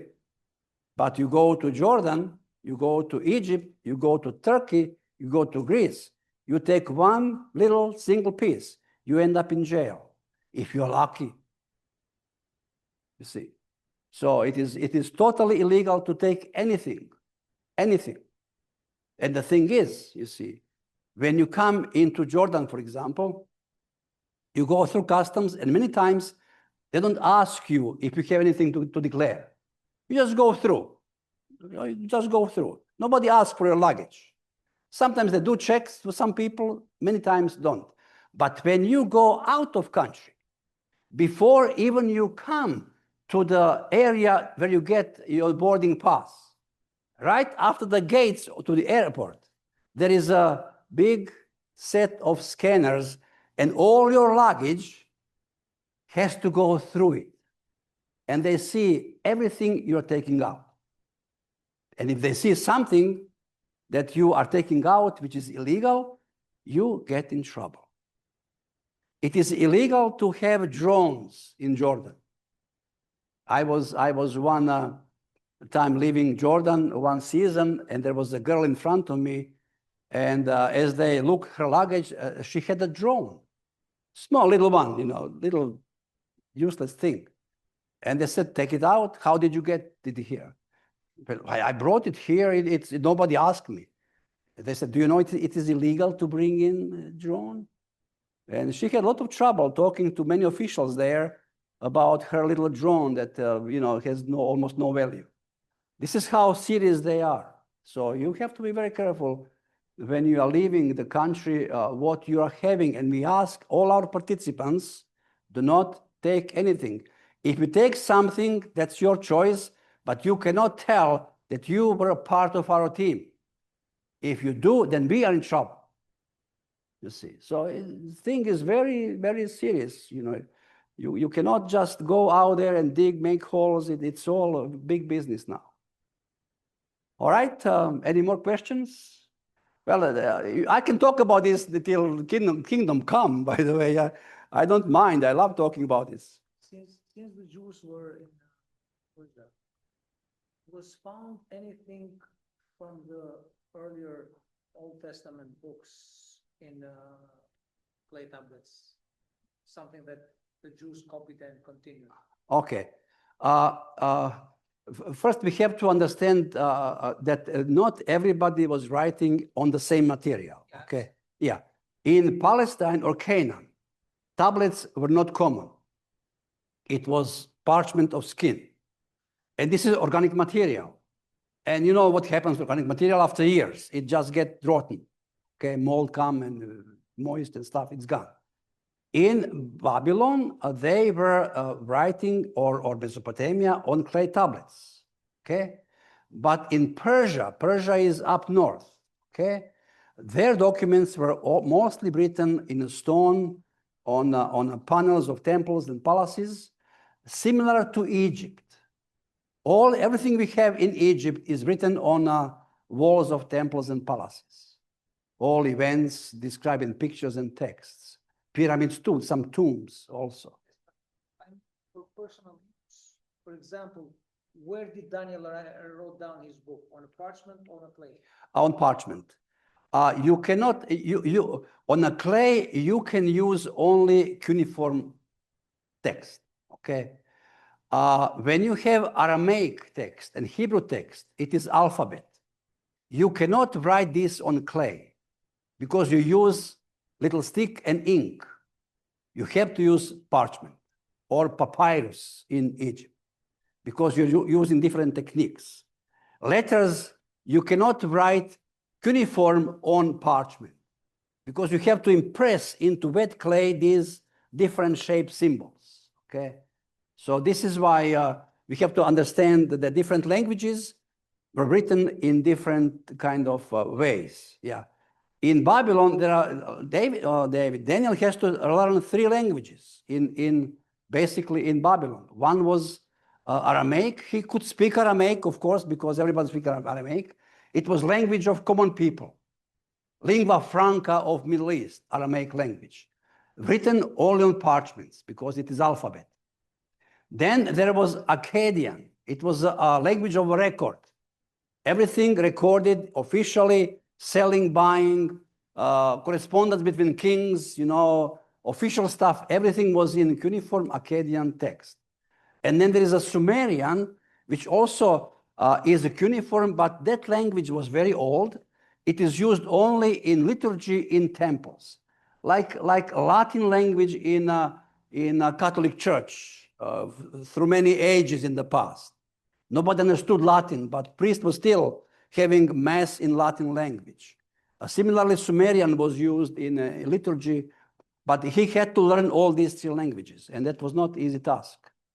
Among other things he had to learn, he was exposed to geography, botany, anatomy. They had many geometry, many classes to cover and to do in Babylon. Okay, all right. I think now is time to conclude our session here. I believe with a song and prayer, and then we are going to have some fun at the table, right? Yes. Let's bow our heads for a word of prayer. Dear Father, we thank you once more for the opportunity that you give us. We can be here. We can learn more about archaeology, more about the Bible. And we ask you that you can continue to bless us throughout this day, that your Holy Spirit may be with us. Of Jesus, we thank you and ask you. Amen.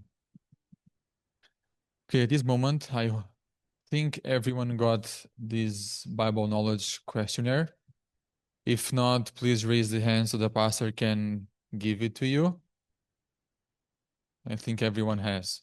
Okay, so the purpose of it is for you to fill it out, please, because it will be important during the speech of Dr. Gregor, and you'll be able to learn more about it as well. Okay, thank you so much, Dr. Gregor.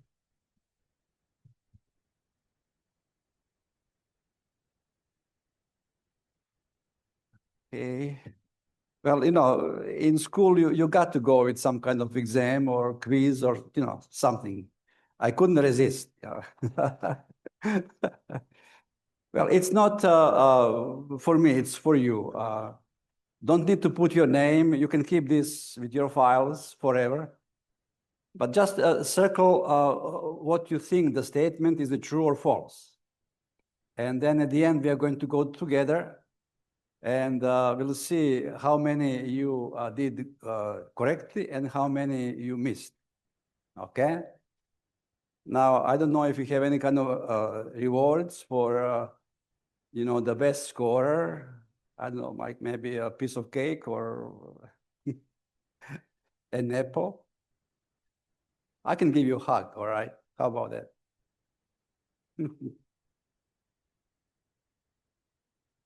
All right, so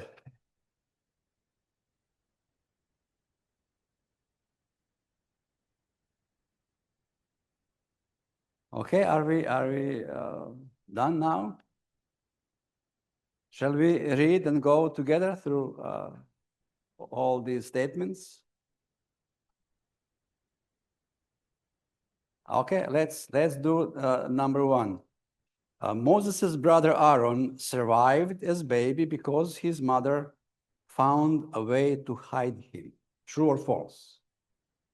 False. Aaron was at least 10 years older than Moses. True or false? False. Only 4 years. Egyptians knew that Moses was Hebrew. True or false? True. Moses knew that he was Hebrew. True. People of Israel were slaves living in camps guarded by Egyptian soldiers. True or false? False. People of Israel were in chains and shackles while working for Egyptians. True or false? False. People of Israel built temples and palaces for Pharaoh while in Egypt. True or false? False. But in the end, they started building. Yeah, but not palaces, not temples. People of Israel, number 8, built 2 cities for Egyptians to live in them. True or false? False. People of Israel built buildings for storage. True. People of Israel built statues of stone for Pharaoh. False. Egyptians were also involved in brick production together with Israelites. True or false? No. True. Egyptians lived in same settlements with the people of Israel. True or false? True. After killing an Egyptian, Moses was captured by Pharaoh soldiers and sentenced to exile. True or false? False. Egyptians provided straw for brick production. True or false? True. People of Israel possessed their own houses in Egypt. True or false? True. All right, now you know. The reason I have given you this, so you can see how much your knowledge depends on biblical text or movies. On Hollywood movies. You need to know that Hollywood will never tell you truth. We have to disassociate ourselves as we read the Bible from the images we see on YouTube presentations, movies, and anything else. Just rely on the Bible. Now, the movie present that they were building statues of pharaohs, obelisks, palaces. It is not true. Bible is very clear. They built 2 cities, and these cities do have description. They were what? Store cities.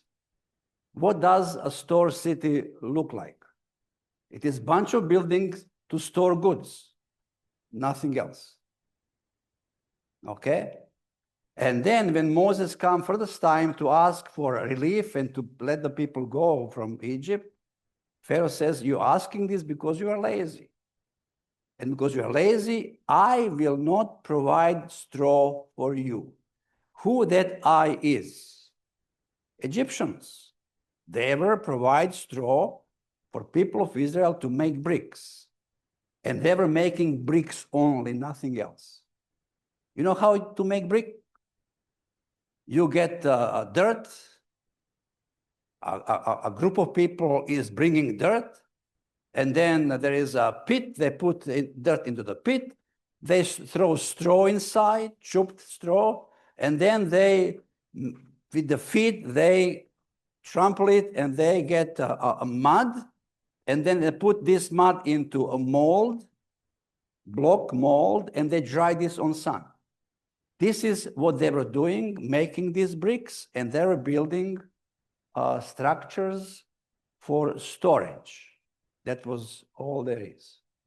But Israel, people of Israel did not live in camps or ghettos surrounded by barbed wires with soldiers with machine guns, guarding them inside. No, they were given the best land of Egypt, and they stayed in that land till the end, in the land of Goshen. They were given fields, given houses, they had their gardens, they had fields to operate, and they were living in this area. The only restriction was you cannot move out. But there were no shackles, no chains, nothing. And there are many Egyptians who were living in the same settlements. How do we know this? Well, look at the 10th plague. Those people who put blood on doorways, firstborn was saved, right?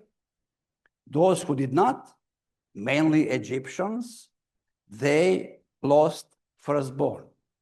And then text says that people of Israel heard Egyptians crying because of the loss of the firstborn. This is biblical text. How could they hear somebody crying if that somebody is 5 miles away from you? You cannot hear that. You got to hear if this is your neighbor, maybe third house, fourth house, and so forth. And when they were leaving, Moses said, God said to Moses, ask your Egyptian neighbors for treasures to give you whatever they have to let you go. So this is how we know that they were mixed communities living together. And many Egyptians left with Israelites out of Egypt. And the Bible is very clear about it. There is a mob all the time grumbling against Moses. And these were mainly those, people who were not, I would say, grateful for what God did for them entirely the way out of the Red Sea. So this is very briefly you to understand that, why your some answers was not correct. Because we don't read Bible carefully. The details play very great role. Details. We pay great concentration and understanding toward details in archaeological record. Details, small ones decide. Details. The same goes with the Bible. Everything placed in the Bible is for a reason, not because there was more room there to write something. There is a reason for every line, every sentence. And if you have read sometimes that God did not let people of Israel to go out of Egypt the shortest way, which is along the coast of Mediterranean Sea, for one reason only, that people will not see war and then have problems. What war? I mean, look at book of Joshua. How did they enter the land God promised them? By war. They had to take weapons. They had to go and conquer Jericho. They had to go and kill everyone. They had to go and kill people of Ai and Hazor. The land was taken by conquest, not by peaceful way. Okay, we came, please let us in. No, they have to conquer the land. What war is the Bible talking about it? Because there is another army of Egyptians coming back from Palestine. And we have a record about this. Pharaoh's son was coming back from his campaign. And God did not want Israel to meet this army. God could destroy that army as well, no problem. But God is not bloodthirsty being. God avoids casualties as much as possible. People of Egyptian army that came after them through the Red Sea and were destroyed because they were a direct threat to existence of Israel. God had to eliminate this army because they were after their heels. But there was no need to destroy another army of Egypt, just to take people away from their path so they can go and not meet together. This is the war the Bible was talking about.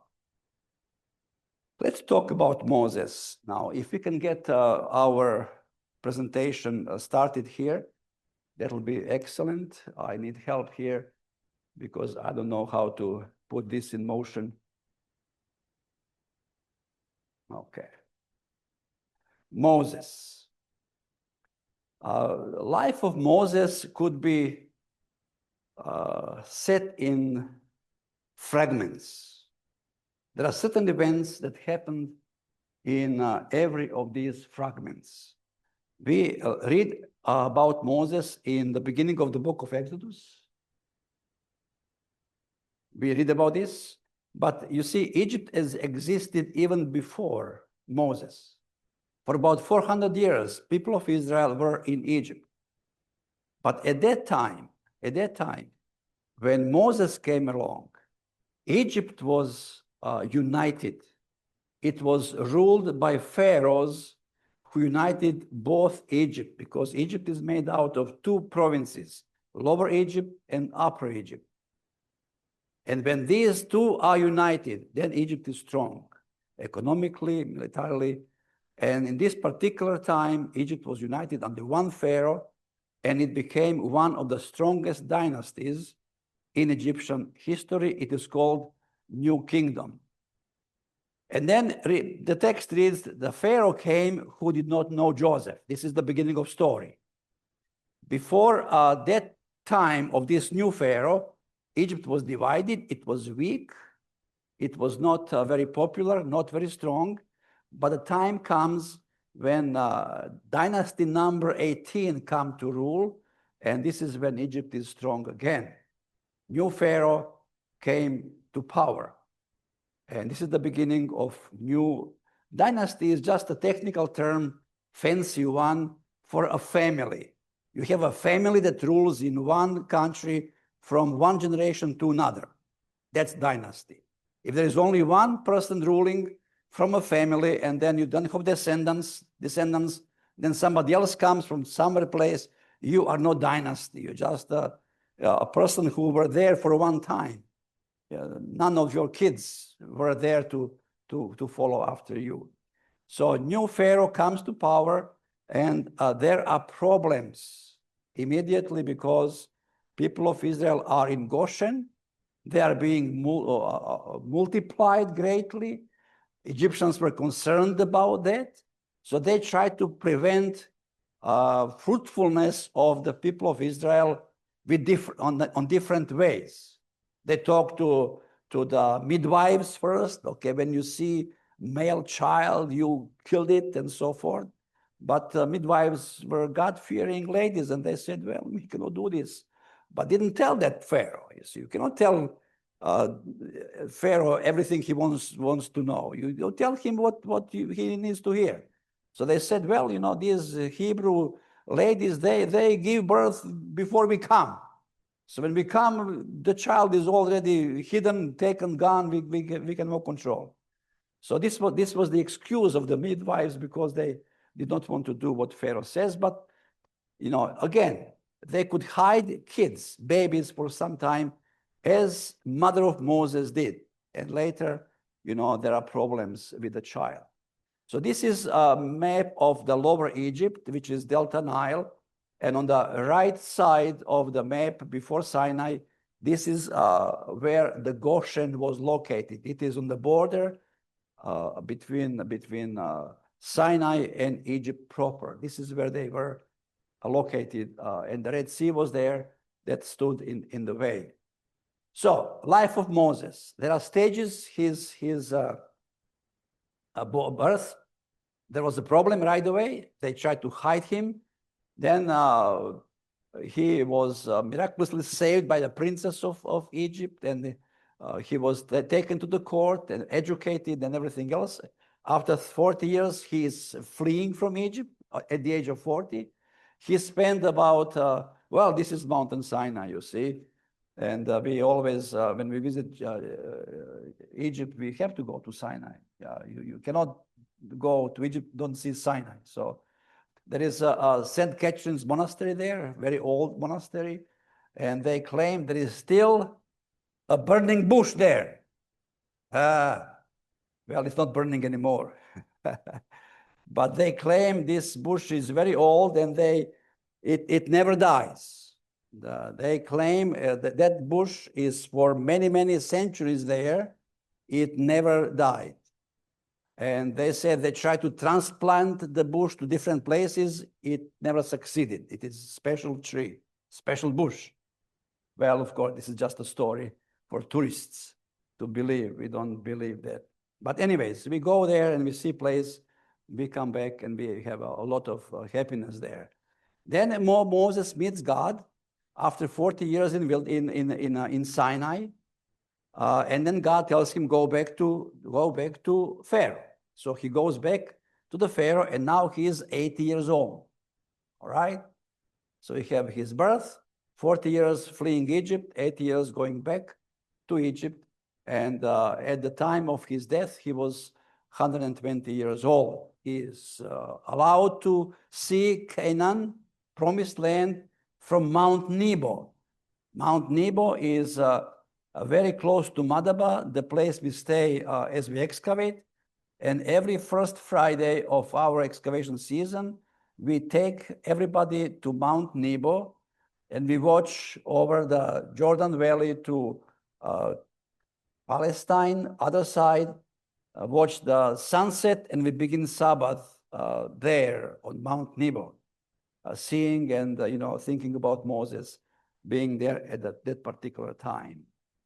Now, to understand these segments of life of Moses, we have to put Moses into a timeline to see historically in which years he appears on the scene, flees to Sinai, come back, and then live and stay in Mountain Sinai with people of Israel. So these are episodes of his life: birth, escape, exodus, and death. We can just talk about his age. We have to put these years into timeline, and this is what we have here. Let's go back.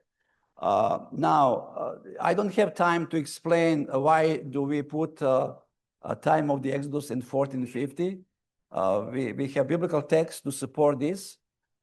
We have death of Pharaoh in 1450, which we believe Pharaoh died in the Red Sea with his army. So we assume this is the good year to put the Exodus into timeline.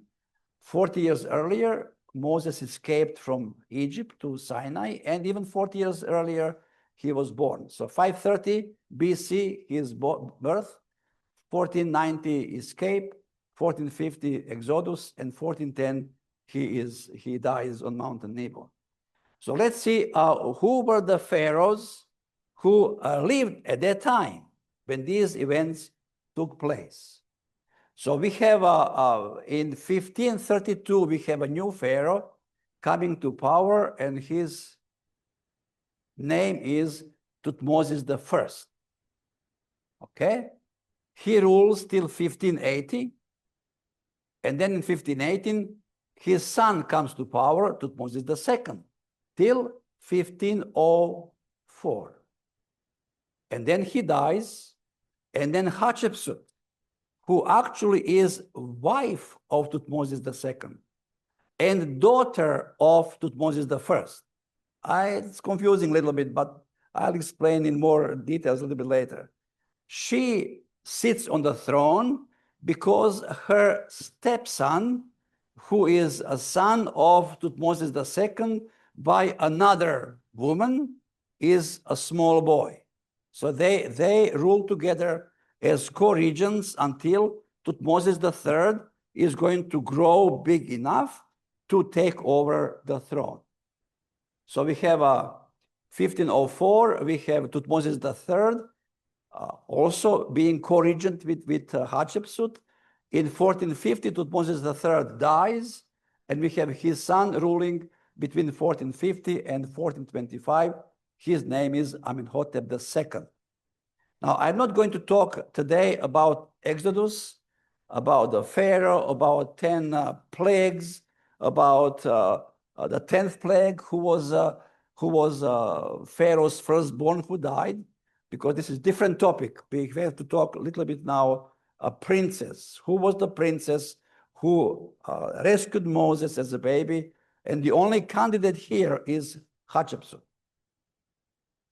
And we'll see how Moses fits into this dynasty and why does he have a chance as adopted son to become candidate for next fair. We'll talk about this. So these are just the lines that doesn't matter. Okay. Now, dynasty number 18 begins with Pharaoh Amenhotep I. It has nothing to do with people of Israel or Exodus. And then he has one daughter whose name was Ahmose. This is a lady. He does not have son. When he dies, Ahmose, his daughter, princess, was married, and then her husband becomes next pharaoh. So this horizontal line represents marriage. Okay? They live happily, and then they have a child. That child, going these vertical lines, is Hatshepsut. So you can see that in the line of true pharaohs is Ahmose and her daughter Hatshepsut. Thutmose I is not from a bloodline of pharaohs. Just happened to become pharaoh because he is married to the right person. He is there by chance. All right? So the only daughter that Ahmose and Thutmose I will have is Hatshepsut, the only child. But in those days, you know, pharaohs did have many wives. Ramses II, who is pharaoh of the next dynasty, number 19, he had over 100 children. And many wives, of course. So, you know, don't be, confused or scared if you see that the pharaoh would have more than one wife. He had other wife, it is actually concubine, and with her, he would have a son whose name shall become Thutmose II. So Hatshepsut and Thutmose II, they share the same father, but have different mothers. You see that, right? And that did not prevent Egyptians to get them married to each other. They were half brother, half sister. That was common practice in ancient times, not a problem. And then Thutmose II, he is married to Hatshepsut, who is a princess, and in the bloodline of pharaohs, and they have only one child. It is a daughter. And that daughter, of course, dies very young, very, very young. So she has no one. Hatshepsut has no one. But her husband goes around and marries another concubine, and they have a son, which is Thutmose III, who at the death of Thutmose II is very young child. Okay? So he and Hatshepsut, as his stepmother, are ruling together for some time. And we'll see what happens next. So let's go and talk about these pharaohs in a little bit more details and see how Moses fits into all this. Tutmosis I, his year 1532 to 1518, is likely Pharaoh who issued decree of killing Hebrew boys. Okay? He becomes Pharaoh in 1532. Moses is born in 1530.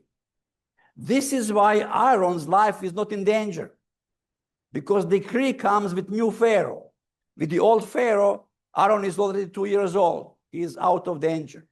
This is the reason why Aaron's life is not in danger at all. His mother doesn't have to hide him from anything.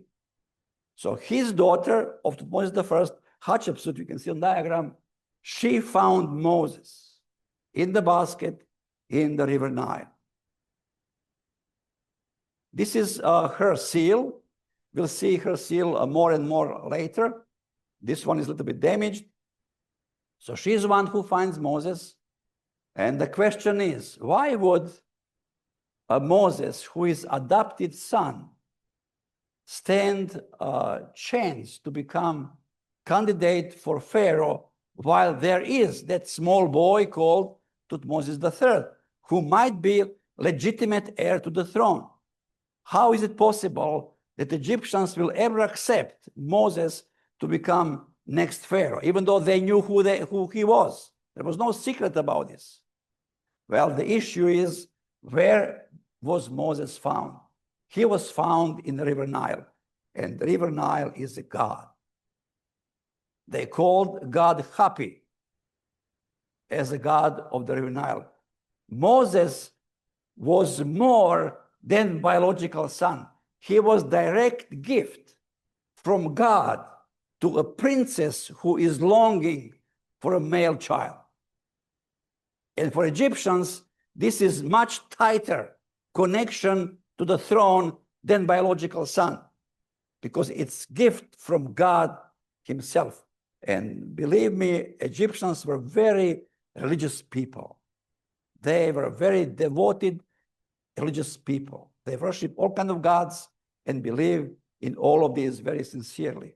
So this is the chance for Moses to become next Pharaoh, because he was found in the river Nile as a gift of God. Now, Tutmosis II, who was husband of Hatshepsut, was not very healthy specimen. He was very weakly healthy person who could not survive a long lifespan. He dies very young, but not before he fathered Tutmosis III when he was a little child at his death. So anyways, Hatshepsut did not respect much her husband, either because of his health issues, or because he is not from a bloodline of pharaohs. We don't know. But she did not have much love for him, only what is required. She respected much her father, Tutmosis I, but not so much her husband. But anyways, he died early, and there was a problem. The throne now is vacant. A next child, Tutmosis III, is young child, and there is quite a number of group of officials in the court of Egyptians who are trying to see that this child is next one in the line of pharaohs, because they are on the side of Thutmose family. But Hatshepsut also has a great number of officials who are supporting her, because she is the bloodline of pharaohs. So to create some kind of a peace, Hatshepsut accepts, I'm going to rule with Tutmosis III as the co-regent. It was meant till Tutmosis III grows up to the age when he can rule alone. But Hatshepsut has different plans. She does not rule as co-regent with her stepson for a long time. Suddenly, after a few years, she is removing him out, and she rules herself as Pharaoh. She wears artificial beard, has all insignia of pharaohs, and she is a full-fledged ruler of Egypt. There is no other pharaoh except her, even though she is a lady, but she is pharaoh of Egypt. Egyptologists cannot figure out what was the reason that she did this, because they don't know anything about Moses. But we do, you see. And in our minds, it is clear why she is moving away to Moses III, to prepare place. For who? Her stepson, Moses. When Tutmosis III was born, Moses might be 17, 18 years old. He was educated, Moses, in school, in academia of those days, in different aspects, in economy, politics, waging war, tactics of war, you see. Who do you think Joshua learned all these military moves in the book of Joshua? Where did he learn this from? He didn't go to military academy. Who did instruct Joshua about all these different tactics in wars? It was Moses, nobody else. Joshua was nobody. He was maybe doing his garden, fields, you know, tending maybe sheep and goats, nothing else.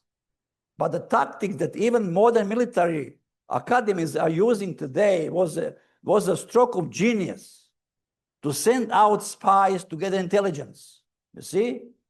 Then to move these people around Jericho to intimidate psychologically with trumpets those people inside.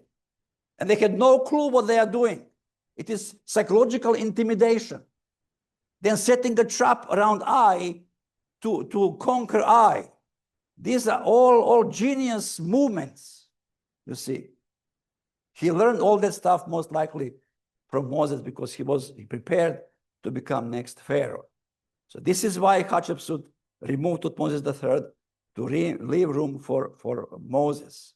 And Moses and Tutmosis III did not have any kind of bad feelings between them. When you read text in the book of Exodus, Moses comes back from Sinai after so many years. He finds this young boy now on the throne who remembers Moses. Maybe they played together. I don't know. Maybe Moses changed his diapers. I have no clue. But they obviously had no bad feelings towards each other because Moses does not make appointment.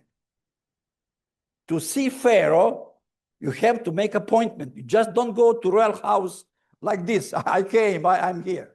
You have to make appointment. There is no appointment in the book of Exodus. Moses moves freely in. And what is interesting, the text says at the end of a few times Moses comes in and out, that officials of Egypt started to respect Moses. That's all in the book of Exodus. They started to respect Moses. Why is that so? Because they knew who he used to be. You see, there is something that Tutmosis III did, we'll talk a little bit later, to wage war against Hatshepsut, okay? But first, before we go there, let's see, this is the seal of Tutmosis III, okay? This is a beast of Hatshepsut who ruled between these years, all right? After her husband's death, she reigned with Tutmosis III. This is a representation. You see, she has a feminine face still, but there is artificial beard there. And this is particular her seal with a person sitting on the floor there.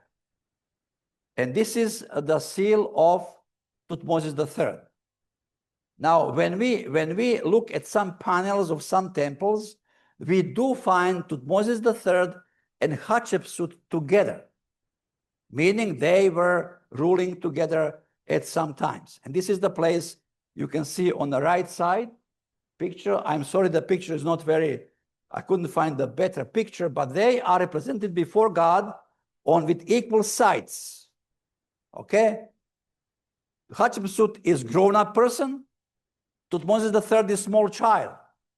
But they are representing with the same height, indicating they have the same rank.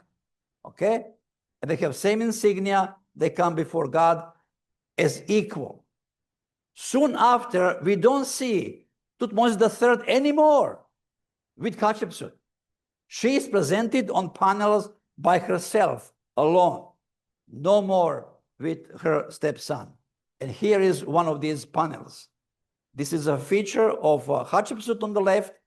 You have above her head her seal. And then we see on the right, she is being held by a god Amun. There's a double crown on its head. It's a sign of god Amun. And she is there alone by herself without Tutmosis III altogether. She removed this young boy from co-regency very successfully. She had she was backed by her officers, some army officials, because she is, you can see on the left side, she is the direct line from pharaohs, not Tutmosis III. She created most likely space for Moses. She made few beautiful achievements. One of them is so-called mortuary temple that Hatshepsut built. Beautiful place, dug partly into the mountain. And this is one place that everybody wants to see in Egypt. It is being found in the Valley of the Queens. On the other side of the mountain, it's the Valley of the Kings. And this is where all the New Kingdom pharaohs were buried. Not in pyramids anymore. They dug tombs in a mountain to put their coffins and sarcophagus there. So she did many beautiful buildings in her time, didn't wage any wars against anyone, just concerned about building activities. This is an area of Karnak temple so-called. It covers area of 247 acres. It's huge. It's not one temple. There are many temples. In Canaan, when the new king comes, he knocks down old temple and built on foundation new one. In Egypt, they just built next to each one. And the area grew more and more and more. Through many centuries, even millennia, we have a complex of 247 acres, all temples.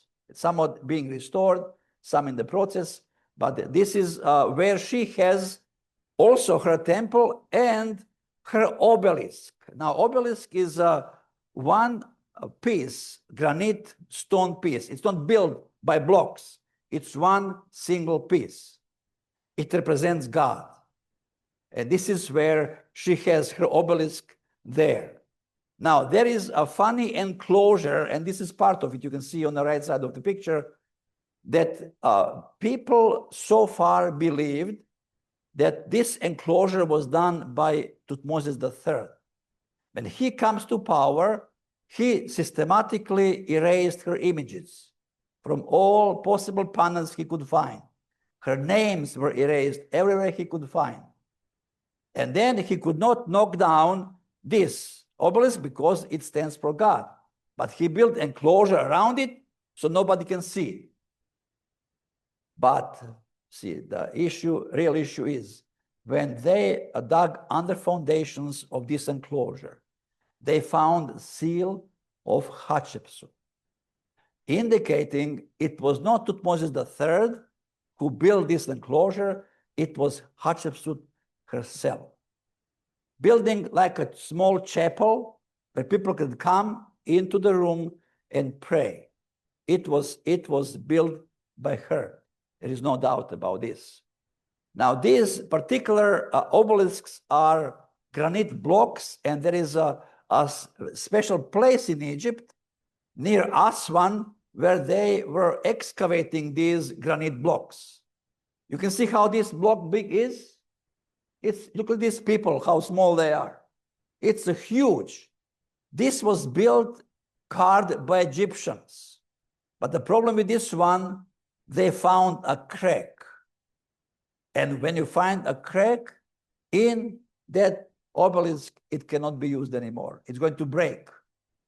So they just abandoned it, left it there, and they have almost finished with excavating in the rock this particular obelisk. But they couldn't finish it, and they left it there.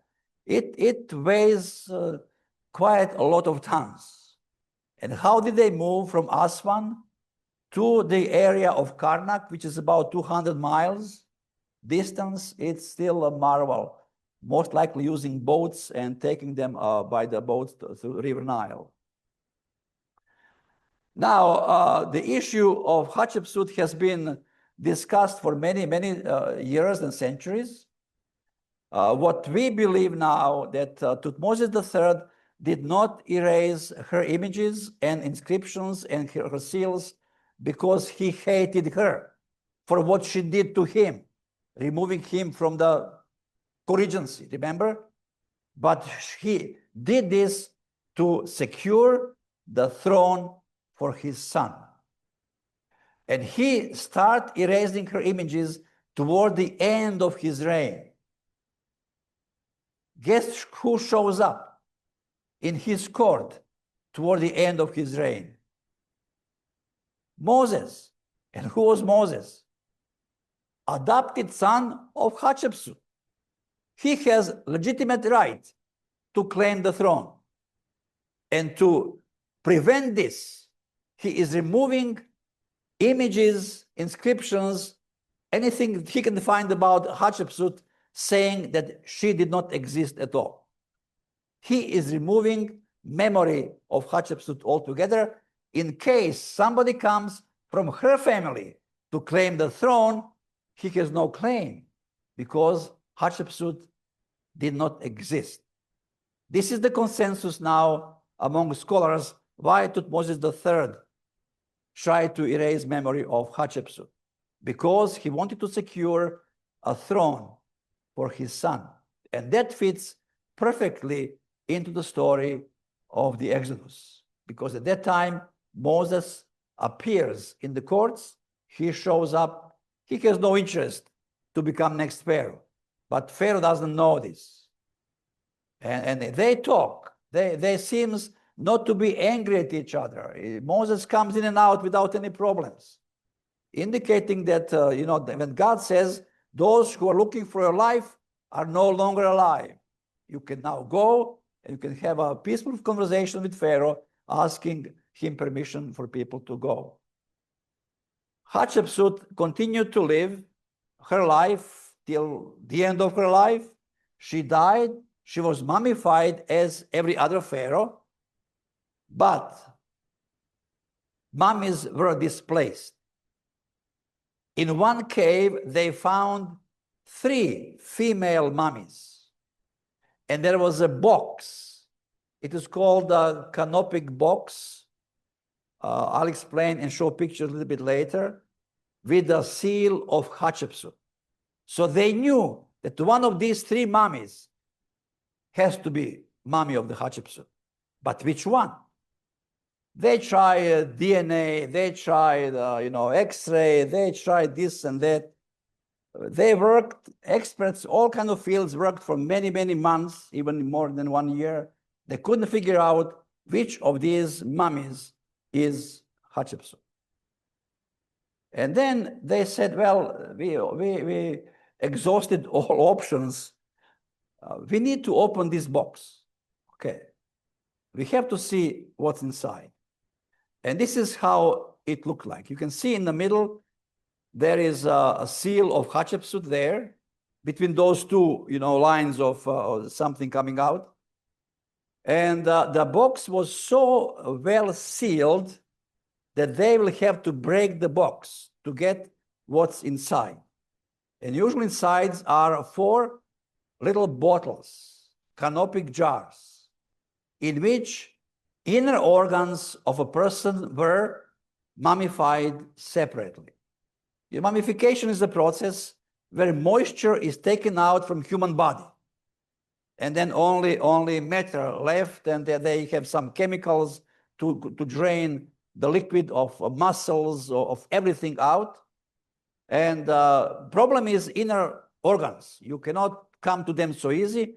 So they have to mummify them separately, like liver, like lungs, heart, kidneys, and stuff.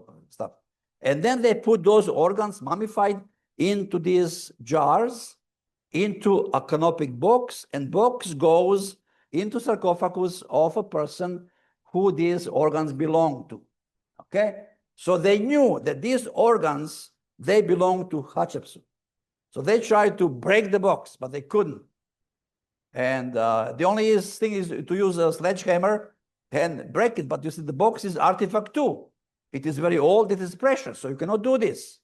So they said, let's put this box through X-ray machine. So they did. They found these jars, everything is in order, but there was something unusual in there. An object that doesn't seems to belong there. It looks like a metal, like an arrowhead. It looks like something that is not mummified. So they try to figure out what this little thing is there. What is it doing there? And they try to bring all kinds of people to interpret what it is.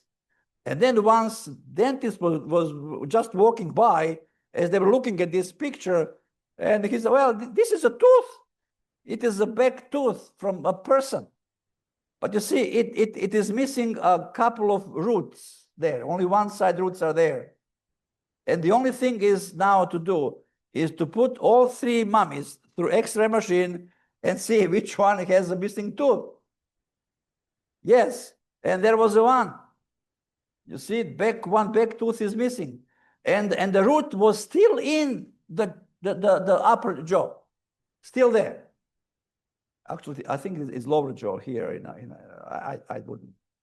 Anyways, so they knew exactly what is the mummy representing Hatshepsut, the Queen Hatshepsut, or Pharaoh Hatshepsut. And now when you go to Cairo Museum, you can find a mummy labeled as Hatshepsut. And we know exactly that this is real thing. This is Hatshepsut. Well, this is her face only. Nothing to it, just like every other mummy. They are presented there, mummified for eternity. So anyways, now they have a new museum in Cairo where all the mummies are located. And our group always go to that museum to see all these pharaohs from 18th and 19th dynasties. But you see, when she died, they realized that she was suffering heavily from different health conditions. She suffered from arthritis. She suffered from some other illnesses, and she also had the cancer in her hip bone, but did not die from cancer. She died because of a tooth. She had a terrible toothache, and when she couldn't bear it any longer, they tried to pull it out. But there was a cyst which broke, and her blood got poisoned, and she died in such a terrible pain. And remember, there was no painkillers in those days, and it was terrible, terrible. This was the end of Hatshepsut. Now, we know the story goes on. Moses came, Moses led people of Israel out, and this is who the princess who found baby Moses and adopted him to become next Pharaoh. This is who she was. Anyways, this is all I have time to say about Princess of Egypt. We now have a name and a face to put with Moses when he was found and rescued. Now, we have enough time for some questions. Anybody would like to ask? There are some more pictures here about places where Thutmose III erased her text and her images. You can see on a left side on two signatures, two seals. which are Tutmosis III. Everything else is being erased. A picture of the brick making production in Egypt. You see some people have different kind of responsibilities. Some are bringing dirt, some are mixing dirt, some are putting in the mold, and some carry the bricks which are already dry. This is clear representation from that time when these bricks were made. And the people of Israel, remember this, they build store cities. And this is how a store city in Egypt looked like. Bunch of rooms, buildings, secured, so there is no rain coming in, and the Pharaoh was putting all the stuff in. Tutmosis III Pharaoh was also known as Napoleon of the ancient Egypt. Every year of his reign, he went to Palestine, and he is bringing loot back to Egypt. And the best place to store these items, like grain, barley, dry figs, dry dates, raisins, whatever that he can bring, is to store this somewhere, the closest place to Canaan. And it happened to be Goshen. So he is forcing upon people of Israel to work for him, to make bricks and build these buildings in which he is going to store all these goods. He needed the workforce, and they were just there to do the work for him because he was bringing tons and tons of material from Canaan. Over 15 years, every year he goes to Canaan and brings some stuff. Coincidentally, when his son was returning back from his first campaign, because of who God told Israelites go different ways, remember we talked about this, was bringing as a trophy only few individuals from Palestine, from Canaan, to show his father that he was successful. But as he comes back, he finds his father dead. And he is very mad. And he kills those captives. You don't bring captives home and kill them at home. You kill them in their homes. So people in that country will not rebel against you anymore.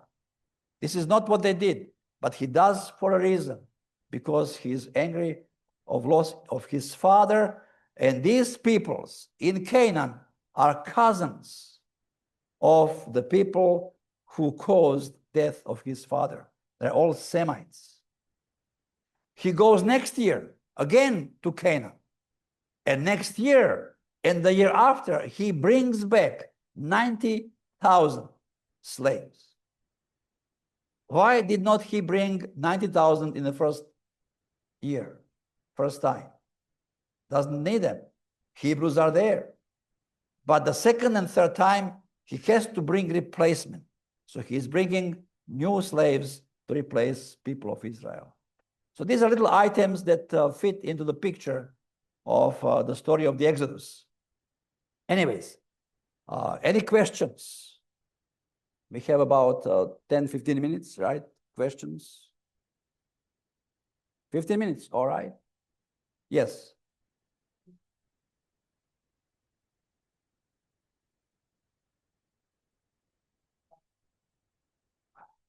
Oh, these are stocks of bricks. Stocks of bricks, not one brick, but there are many. Yeah, and put them on a stick on both sides and carry them. Yeah.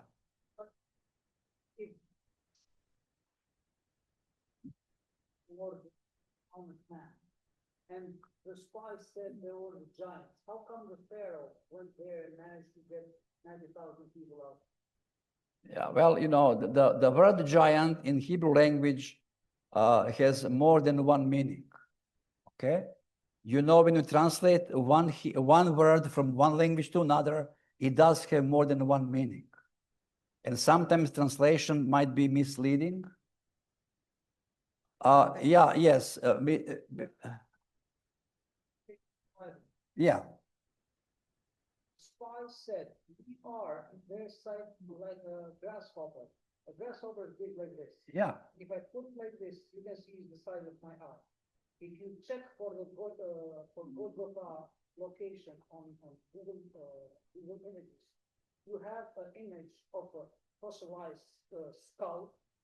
You see the eyes, you see the nose, you see the upper part of the chin, and you see that the size of the eye, you can measure is the size of a man, the height of a man. Yeah. Meaning, their comparison, they are big like we are compared to them big as a grasshopper.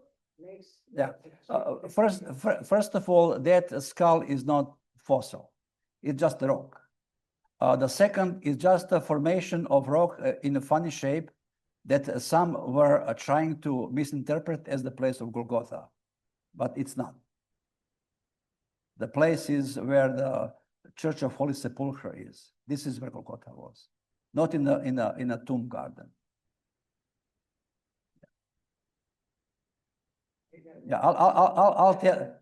Yeah, yes. Yeah, I'll tell you why. I'll tell you why. The tomb in the garden tomb presented as a tomb upon where Jesus was buried. It is not tomb being built in Roman times. It is a tomb being built in time of David. In different times, people built different tombs, different shapes, different forms. Roman tombs were different than tombs built in time of Jesus, time of David and Solomon.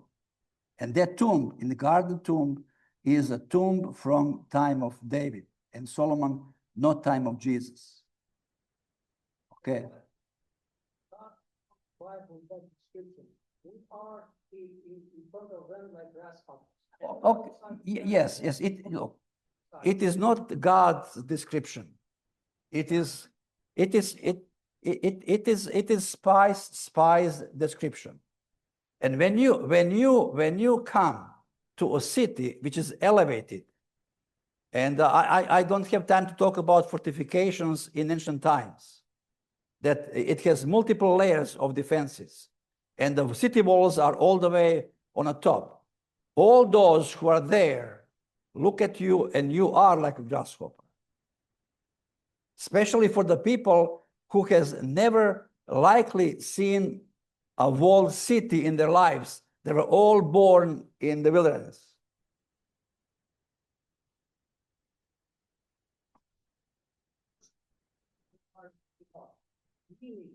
We are to them as grass. Yes. This is what fear does to people.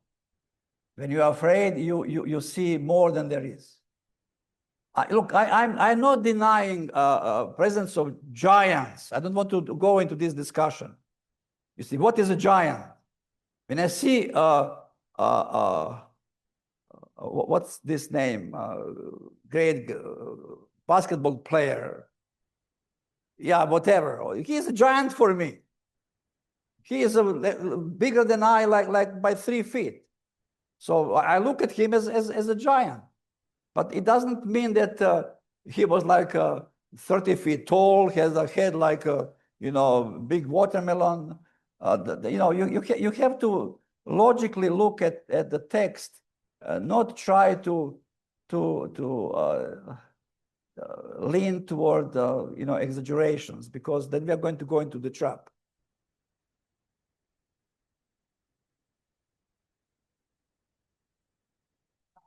Yeah. No, King Tut was placed in a new museum, which was opened like a couple of weeks ago near pyramids. He is there. But all other important New Kingdom pharaohs are in a different museum in the middle of the town. And we go to both places. We want to see one and the other. Yeah. 18th dynasty. 18th dynasty, yeah. The same dynasty as Thutmose III. Yeah. Yes.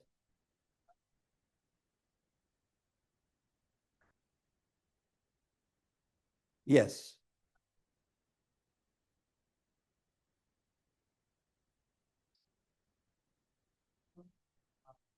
Yes.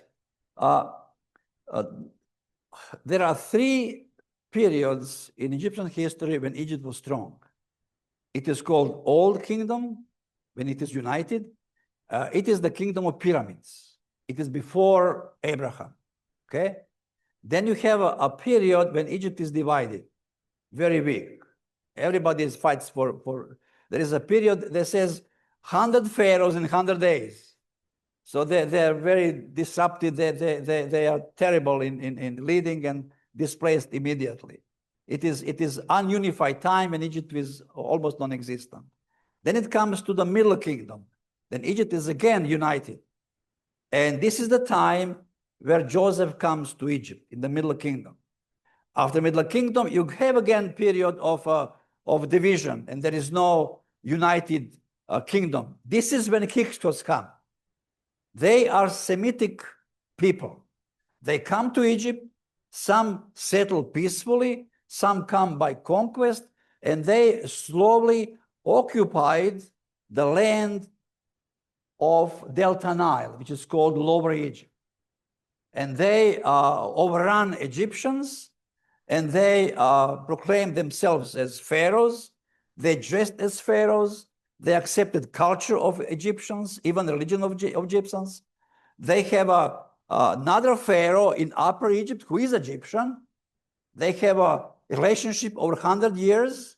And then suddenly, after 100 years, Upper Egypt pharaohs who are Egyptians, they said, we had enough of Hyksos.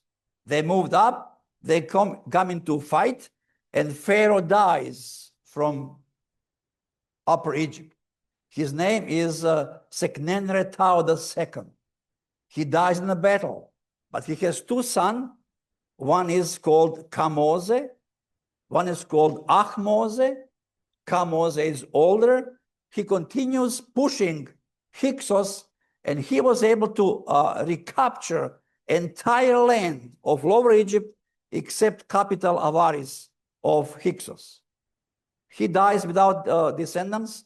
Then his brother Ahmose was able to push Hyksos finally out of this area around 1570. And this is where is the beginning of 18th dynasty or New Kingdom. Where the kingdom is under one ruler, one pharaoh, and that power of Egypt starts really great. Yeah. But Hyksos were not a dynasty in which Joseph was in Egypt.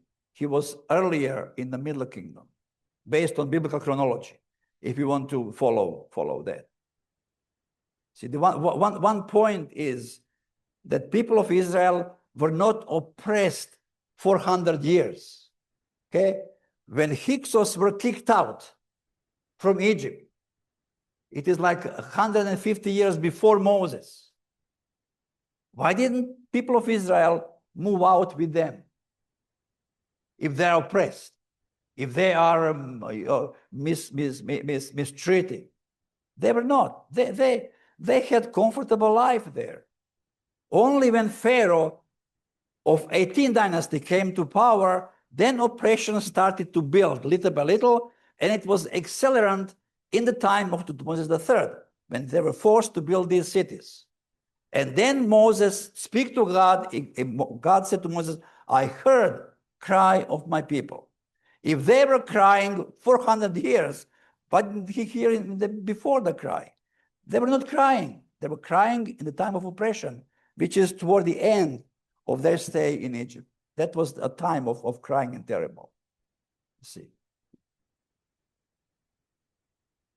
Well, thank you, people. There is one more question there.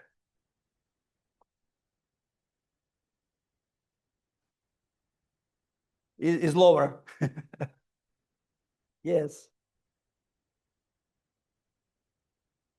No. When you look at the map, then you can see that Egypt is very narrow because they could settle only along the banks of the River Nile.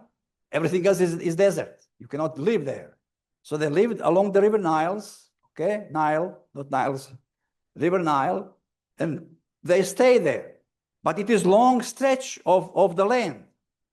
So the Lower Egypt is what you see on the map up, okay? Delta Nile. This is flat land. Everything below is mountainous. It's upper Egypt, which is mountainous. Yeah. Yeah, people look at the map and then decide what is upper, what is lower. Yeah, but it's not that. Yeah. Okay. Thank you very much. You have been a beautiful audience. Very nice. Remember, read the Bible. It's all there.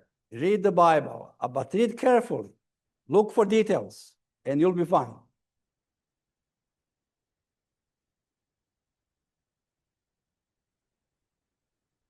Dr. Gregor, thank you so much for coming here today and speaking to us, even coming to a foreign country to talk to us today. It was really nice. I'm amazed at all the information that's tucked in that brain of yours, because you could just roll off all those names and those dates and those facts. Much impressed. So thank you so much. Since this was a religious program, we're going to close with a prayer. And before I do that, any of you who are here who appreciate it and enjoyed the day, you're certainly invited to come back. We are meet here every Saturday morning, starting at 10 o'clock. So if you found something you liked or you'd like to come back and explore us for some more, you're most welcome to do so. So I'll have you all stand. We'll have a closing prayer, and then we'll consider the day finished. Dear Father in heaven, as we stand here now in awe of you, as we think back of all those years and that you've always been with your people, and it gives us encouragement to know, Lord, as we walk in this timeline and this day, that you're still with us. And so, Lord, as that is our request for now, that you watch over us, you keep us safe, help us to arrive home safely, help us to have a pleasant week next week, and all things to walk in hand with you. These things we ask in Jesus' name. Amen.